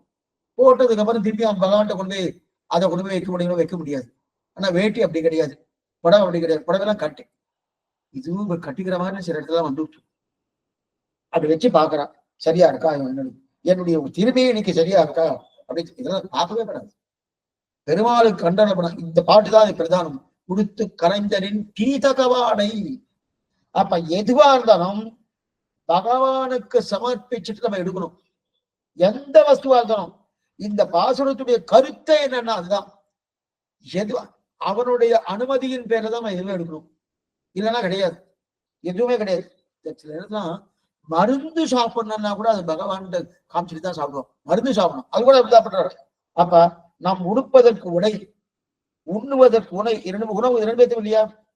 அப்புறம் சூடிக்கொள்வதற்கு பூ தேவையில்லையா? இதெல்லாம் நாம பண்ணிக்கொள்ளாமல் பூவையும் பெருமாளுக்கு தொடுக்கணும். அதே போல வஸ்திரம், ஆடை, ஆடையையும் பெருமாளுக்கு நாம நெய்து கொடுக்கணும். அதே போல சந்தனத்தையும் பெருமாளுக்கு கொடுக்கணும், அரைச்சு கொடுக்கணும். இதெல்லாம் பகவான்கிட்ட சமர்ப்பித்தால் அவர் அதை வச்சுண்டு நமக்கு திருப்பி கொடுத்துருவார். அவரே வச்சுட்டு இருக்க மாட்டார். திருப்பி நம்ம கொடுக்குறாருன்னா அதை நாம் உபயோகப்படுத்தணும். அதைத்தான் நம்ம உபயோகப்படுத்தணுமே தவிர, எந்த ஒரு வஸ்துவா இருந்தாலும் பழங்கள்லாம் சில பேர் வாங்கிட்டு வருவா, புஷ்பம்லாம் சில பேர் வாங்கிட்டு வருவா, சுவாமி பார்த்து வந்துருங்க, உடனே என்ன பண்ணா அது பெருமாளை சமர்ப்பிக்கணும். அடுத்த நாள் சமர்ப்பிக்கலாம், ஒன்றும் தவறு கிடையாது. பழங்கள் அடுத்த நாள் சமர்ப்பிக்கலாம்னா அப்ப கொடுத்துருக்காங்க, எனக்கு தானே சுவாமி கொடுத்தாரு அப்படின்னா உனக்கு எல்லாம் ஒண்ணு கொடுக்கல, பகவானுக்கு தான் கொடுத்துருக்காரு. அப்ப பகவானுடைய அந்த அனுமதியின் பேர்ல தான் நம்ம சாப்பிடணும். அது என்ன பண்ணணும், அதெல்லாம் பெருமாளுடைய உச்சிஷ்டமாக இருக்கணும். அதை நம்ம உபயோகப்படுத்தணும்னா பெருமாள் உச்சிஷ்டம் அவர் பார்த்து கொடுக்கணும் போனோம். அப்ப அவர் உபயோகப்படுத்தி திரும்ப கொடுத்தா தான் நம்ம உபயோகப்படுத்த வேண்டும். இல்லைன்னா இந்த பாசுரத்துடைய கருத்து தான் அவர் உபயோகப்படுத்தணும் முதல்ல. அதுக்கப்புறம் நம்ம அந்த உபயோகப்படுத்தின அந்த விஷயத்தை நம்ம விடணும். இதுக்கு ஒரே காரணம் என்ன சுவாமி, ஏன் அந்த மாதிரி பண்ணணும்? நான் சம்பாதிச்சு நான் பண்ணேன்னா என்னுடைய சொரூபம் என்ன? என்னுடைய சொரூபம் என்ன? பகவானுக்கு நான் தாசபூதன், பகவானுக்கு நான் அடிமை. அப்ப சொரூப ஞானம் வந்திருக்கிறபடியாலே ஆத்மாவுடைய இயற்கையான தன்மை என்ன? பகவத் சேஷபூதன் ஜீவாத்மா. அந்த ஞானம் வந்துட்டுனாலே ஆண்டானான சுவாமி உபயோகப்படுத்ததை தான் நாம் உபயோகப்படுத்த முடியும். என்ன படுத்து எந்த ஒரு வஸ்துவா இருந்தாலும் பகவானுக்கு கண்டொருள பண்ணிட்டு தான் எடுத்துக்கணும். அது வஸ்திரங்கள் ஆகட்டும், புஷ்பம் ஆகட்டும், பிரசாதங்கள் ஆகட்டும், எதுவா இருந்தாலும் இந்த பாசுரத்தை பிரதானம் எடுத்துக்கார். இது யாரு? பகவன் லாபார்த்தியோடு சேர்ந்து மங்களாசாதனம் பண்ணக்கூடிய பாசுரம். அவர் அப்படிதான் இருக்கார். பகவன் லாபார்த்தி எப்படி இருக்காருன்னா, தனக்குன்னு இது கிடையாது சுவாமி, எதுவா இருந்தாலும் அவனுடைய ஆனந்தம். அந்த ஆனந்தத்திலிருந்து அவன் ஆனந்தப்பட்டா அந்த ஆனந்தத்தை பார்த்து நான் ஆனந்தப்படுறேன். அப்புறம் என்ன அர்த்தம்? அவன் கட்டிண்டு கொடுத்துருக்கான், கொடுத்ததுக்கு அப்புறம் அந்த வஸ்திரத்தை நான் கட்டிக்கிறேன். இன்னைக்கும் சில பேர்லாம் திருவரங்க நம்பெருமானுக்கு சாத்தினது, அதே மாதிரி பெரிய பெருமாள் சாத்தினதா அந்த வஸ்திரத்துல சாத்திப்பான். இப்ப அதெல்லாம் இப்ப வேலத்துல விட ஆரம்பிச்சுட்டேன். இருக்கட்டும், அப்படி இருக்க செய்து ஆகா அதனாலே உடுத்து கலந்தன் பீதகவாடை உடுத்து கலைத்தது. உடுத்து பெருமாள் தன்னுடைய திருவரை, தன்னுடைய திருவேலிய வஸ்திரத்தை தரித்துக் கொள்கிறானோ அது உடுத்து. கலைந்தன தன் அடியார்களுக்கு இதை பிரசாதமாக கொடுக்க வேண்டும் என்பதற்காக கலைகிறான். கலைகிறான்னு அர்த்தம், தன் அடியார்களுக்கு பிரசாதமாக கொடுக்கணுன்றதுக்காக கலைஞர். உடுத்து கலைந்த நின் கலையர்த்தனா இருக்கணும். கலையர்த்தனா யாரோதான் இருக்கிறது? பகவானே நீ சாத்திரத கலையணும், யாரோ சாத்திரம் கிடையாது.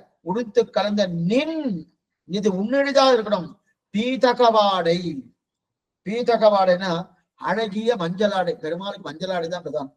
அழகிய மஞ்சளாடை உடுத்து கலைந்தனின் பீதகவாடை உடுத்து. அதை நாங்கள் இப்போது உடுத்து. முதல் உடுத்து பகவான் உடுத்தது, இரண்டாவது உடுத்து நாங்கள் உடுப்பது. அது உடுத்து கலந்தனின் பீதகவாடை உடுத்து. இப்ப கலத்ததுண்டு அப்படின்னா அடுத்த விஷயம். கலத்ததுண்டு என்னன்னா, உடுத்து கலைஞரின் பீதகவாடை உடுத்து, நீ உடுத்து கலந்த பீதகவாடை நாங்கள் உடுத்திக் கொள்கிறோம். எப்படி? பிரசாதமாக. அடுத்து உடுத்து கலந்தின் பீதகவாடை உடுத்து கலத்ததுண்டுன்னா, ஒரு பாத்திரத்திலே பெருமாளுக்கு பிரசாத கண்ட்ரோல் பண்ற போனோம், அப்படி செய்யற போனோம். கலம்னா பாத்திரம்னு பேரு. கலத்ததுண்டு. கலம்னா பாத்திரம். அந்த பாத்திரம் பெருமாள் அமுது செய்த மிச்சல் இருக்குமோனோ, அந்த மிச்சல் பாத்திரம் இருக்குமோனோ, ஆக அதுதான் உச்சிட்டம் சுபாவனம்னு சொல்லுவார். அவன் சாப்பிட்ட மிச்சல் இருக்கணும், அதுதான் உச்சிட்டம். எது உச்சிட்டமாக இருக்கிறதோ தது உச்சிட்டம் சுபாவனம். இந்த பெருமாளுக்கு பாகவதற்கு உண்ட மிச்சலை நாம சாப்பிடணும். அப்படி சாப்பிடக்கூடியது எது? அப்படிப்பட்ட உடுத்து கலைஞரின் பீதகவாடை உடுத்து கலத்தது உண்டு. அடுத்தது தொடுத்த துடாய்மலர் சூடி கலைந்தன சூடுமி சண்டர்களும். நாங்கள்லாம் சேஷபூதர்கள். அந்த சேஷபூதர்கள் அதாவது அடிமைகள். அந்த அடிமைகள் நாங்கள் எதையும் என்ன பாருங்க, எதையும் எதுங்க எப்படி எதையுமே நாங்க இட்டுக்க மாட்டோம். அப்ப தொடுத்த துடாய்மலர் சூடி கலைந்தன, தலைக்கோ தோலுக்கோ இட்டு கொள்ளணும்னாலே நீ சூடி கலைந்த புஷ்பமாகத்தான் இருக்குமே தவிர நாங்களே எடுத்துக்க மாட்டோம். தொடுத்த துடாய் மலர் சூடி கலைந்தன, அதாவது அடியார்கள் எல்லாம் பெருமாளுக்கு ஆதரத்தோடு கொடுத்த துழாய்னா திருத்துழாய், துளசி துளசி மலர், அதை வைத்து கொண்டு செய்யப்பட்டதான அழகிய மாலை. தொடுத்த துடாய் மலர் சூடி கலைந்தன, அதை உனக்காக சமர்ப்பிக்கப்பட்டு அதை நீ சூடி கலைந்து அடியோங்களுக்கு பிரசாதமாக கொடுக்க. தொடுத்த துடாய் மலர் சூடி கலைந்தன சூடும்னா அதை நாங்கள் சூடிக்கொள்வோம். நீ சூடி கலைந்தபடியால் நீ தொடுத்த துடாய் மலர் சூடி நீ சூடணும். அப்புறம் சூடி கலைந்த சூடும், நீ சூடி கலைந்த அந்த வஸ்துக்கள், அந்த புஷ்பங்கள் என்ன, மற்ற உபகரணங்கள் என்ன, அதெல்லாம் நாங்கள் சூடுவோம். சூடி கலைந்த இத்தொண்டர்களும் சூடும் இத்தொண்டர்களும் அப்படின்னு வந்து வழிவழி ஆட்செய்கின்ற முன்னாடி சொன்னார். ஏழாட்காலம் படிப்பிலும் அப்படின்னு கீழே சொன்னார்.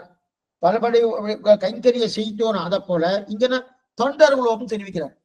இங்க சூடுமி தொண்டர்களும் அப்படின்னார். தொண்டர்கள் என்னன்னா, நீ உடுத்தது, நீ கலத்தது, நீ தலையிலே சூடியது, இதை மட்டும் நாங்க பிரசாதம் அர்த்தம். அப்ப நீ உடுத்தது, நீ கலத்தது, நீ கலத்தது என்னன்னா கலத்தது உண்டுன்னு பார்த்தோம். நீ உடுத்தது, நீ கலத்தது, நீ தலையிலே சூடியது, இதை மட்டும் என்றைக்கும் நாங்க பிரசாதமாக உடுத்துக் கொள்வோம். அடுத்து விடுத்த திசை கர்மம் திருத்தி திருவோண திருவிழவில் படுத்த வைநானை பள்ளி கொண்டானுக்கு பல்லாண்டு கூறுதுமே அப்படின்னு தெரிகிற, பல்லாண்டு கூறுதுமே தெரிகிற. அப்ப இப்படிப்பட்ட பெருமாளுடைய பிரசாதத்தை மட்டும் வாங்கி கொண்டு இருக்க மாட்டோம். இது கைங்கரிய பரனுக்கு லட்சுமி. என்ன சொல்றாரு? பிரசாதம் வாங்கப்படாதா? வாங்கணும், அதோடு நிறுத்த மாட்டோம்னு அர்த்தம். இது கைங்கரிய பரத்துக்கு இல்ல சுவாமி, இதுல பேர்லாம் பிரசாதத்தை வாங்கி வாங்கி பிரசாதம் இருப்பா, கைங்கரியம் பண்ண மாட்டான். இது கைங்கரியத்துக்கு லட்சணம் இல்ல. அப்ப என்ன பண்ணும்? பெருமாள் என்ன நினைக்கிறாரோ அதை பண்ணிட்டு வரணும். அது பண்ணணும். விடுத்த திசை கர்மம் திருத்தி திருவோண திருவழில் பகவானாலே ஏவப்பட்ட விடுத்த திசை கர்மம் அப்படின்னா எந்த திக்கு நோக்கி ஏவுகிறானோ அந்த திக்கு நோக்கி நம்ம அந்த பெருமாளுக்கு உண்டான கைங்கரியம் பண்ணும். பெருமாள் என்னெல்லாம் ஆசைப்படுறாரோ அந்த ஆசைப்படக்கூடிய கைங்கரியத்தை முடிக்கணும்.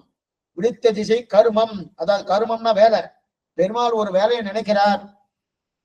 அனுமானம் தெற்கு நோக்கி போக சொன்னார், லங்கைக்கு தெற்கு நோக்கி போக சொன்னாரணும். உடனே சீத்தையை தேடி வாங்க சொன்ன உடனே போனாரணும். அதே போல நானும் பெருமாளுக்கு எந்த திசையில் விடுத்தாலும் பெருமாள் ஆசைப்பட்ட கர்மத்தை நாங்கள் நிறைவேற்றுவோம். விடுத்த திசை கர்மம் தெரித்தி அப்படிப்பட்ட அவர் ஒன்றை நினைத்தால் என்ன பண்ணுவோம்? அவர் ஒன்று சொல்லுவார், ஒன்று நினைப்பார். அவர் நினைக்காத ஒரு விஷயத்தையும் சேர்த்து பண்ணுவோம். அப்பனா இதெல்லாம் சமயோசித்த புத்தியார் சேர்ந்தெல்லாம் பண்ணணும். அவர் இதை சொல்லியிருக்கா, சிலதெல்லாம் சொல்ல மாட்டார். ஆனா நாம தான் இந்த மாதிரி அதைத்தான் தெரிவிக்கிறோம் இல்லையா? இப்ப பெருமாளுக்கு பல்லாண்டு பாடுகிறோம். விடுதேசை கர்மம் திருத்தி திருவோண திருவிழவில், அப்படிப்பட்ட திருவோண திருவிழவில் படுத்த பையனானை பள்ளி கொண்டானுக்கு, அப்படிப்பட்ட அந்த படுத்து கொண்டிருக்கிறான் அந்த பையனாகிற துறையனுக்கு பல்லாண்டு கூறுதலே நாங்கள் பல்லாண்டு பாட வந்தோம்னு தெரிவிக்கிறார். ஆச்சரியமா பாசனம் இது. 9வது பாசனம். யாரு? பகவல்லாபார்த்தியோடு பெரியாழ்வார் மங்களாசாசனம் பண்ணக்கூடிய பாசனம். ஆச்சரியமா. இதுவரைக்கும் 2 பிரகரணம் முடிஞ்சு, 3 பிரகரணம் ஆயிடுச்சு. முதல்ல தான் மங்களாசாசனம் பண்ணார், அடுத்து 3 அதிகாரிகள் கூப்பிட்டார், அடுத்து 3 அதிகாரிகள் சேர்ந்தா சொன்னார். இப்ப அடுத்து 3 அதிகாரிகளே முதல் அதிகாரியா இருக்கக்கூடிய பகவல்லாபார்த்தியோடு சேர்த்து பெரியாழ்வார் மங்களாசாசனம் பண்றான்னு அர்த்தம். என்னன்றது நாளைய தினம் காலட்சேபம் உண்டு நினைக்கிறேன். ஏன்னா சொல்லியிருக்கேன், போட்டுவார் நினைக்கிறேன். உங்களுக்கு மெசேஜ் வந்துடும். நாளைக்கு கார்த்தாலையும் ராமானுஜம் உண்டு, சாயங்காலம் அதே போல திருப்பல்லாண்டு காலட்சேபம் உண்டு. அவசியம் வரும்படி பிரார்த்திக்கிறேன். ஏதாவது சந்தேகம் இருந்தால் அவசியம் கேட்கலாம். ஆழ்வாரம் பெருமானார் விலேசனம் ஆச்சாரியன் திருவிலேசனம் பகவதால் திருவடிகளே சரணம்.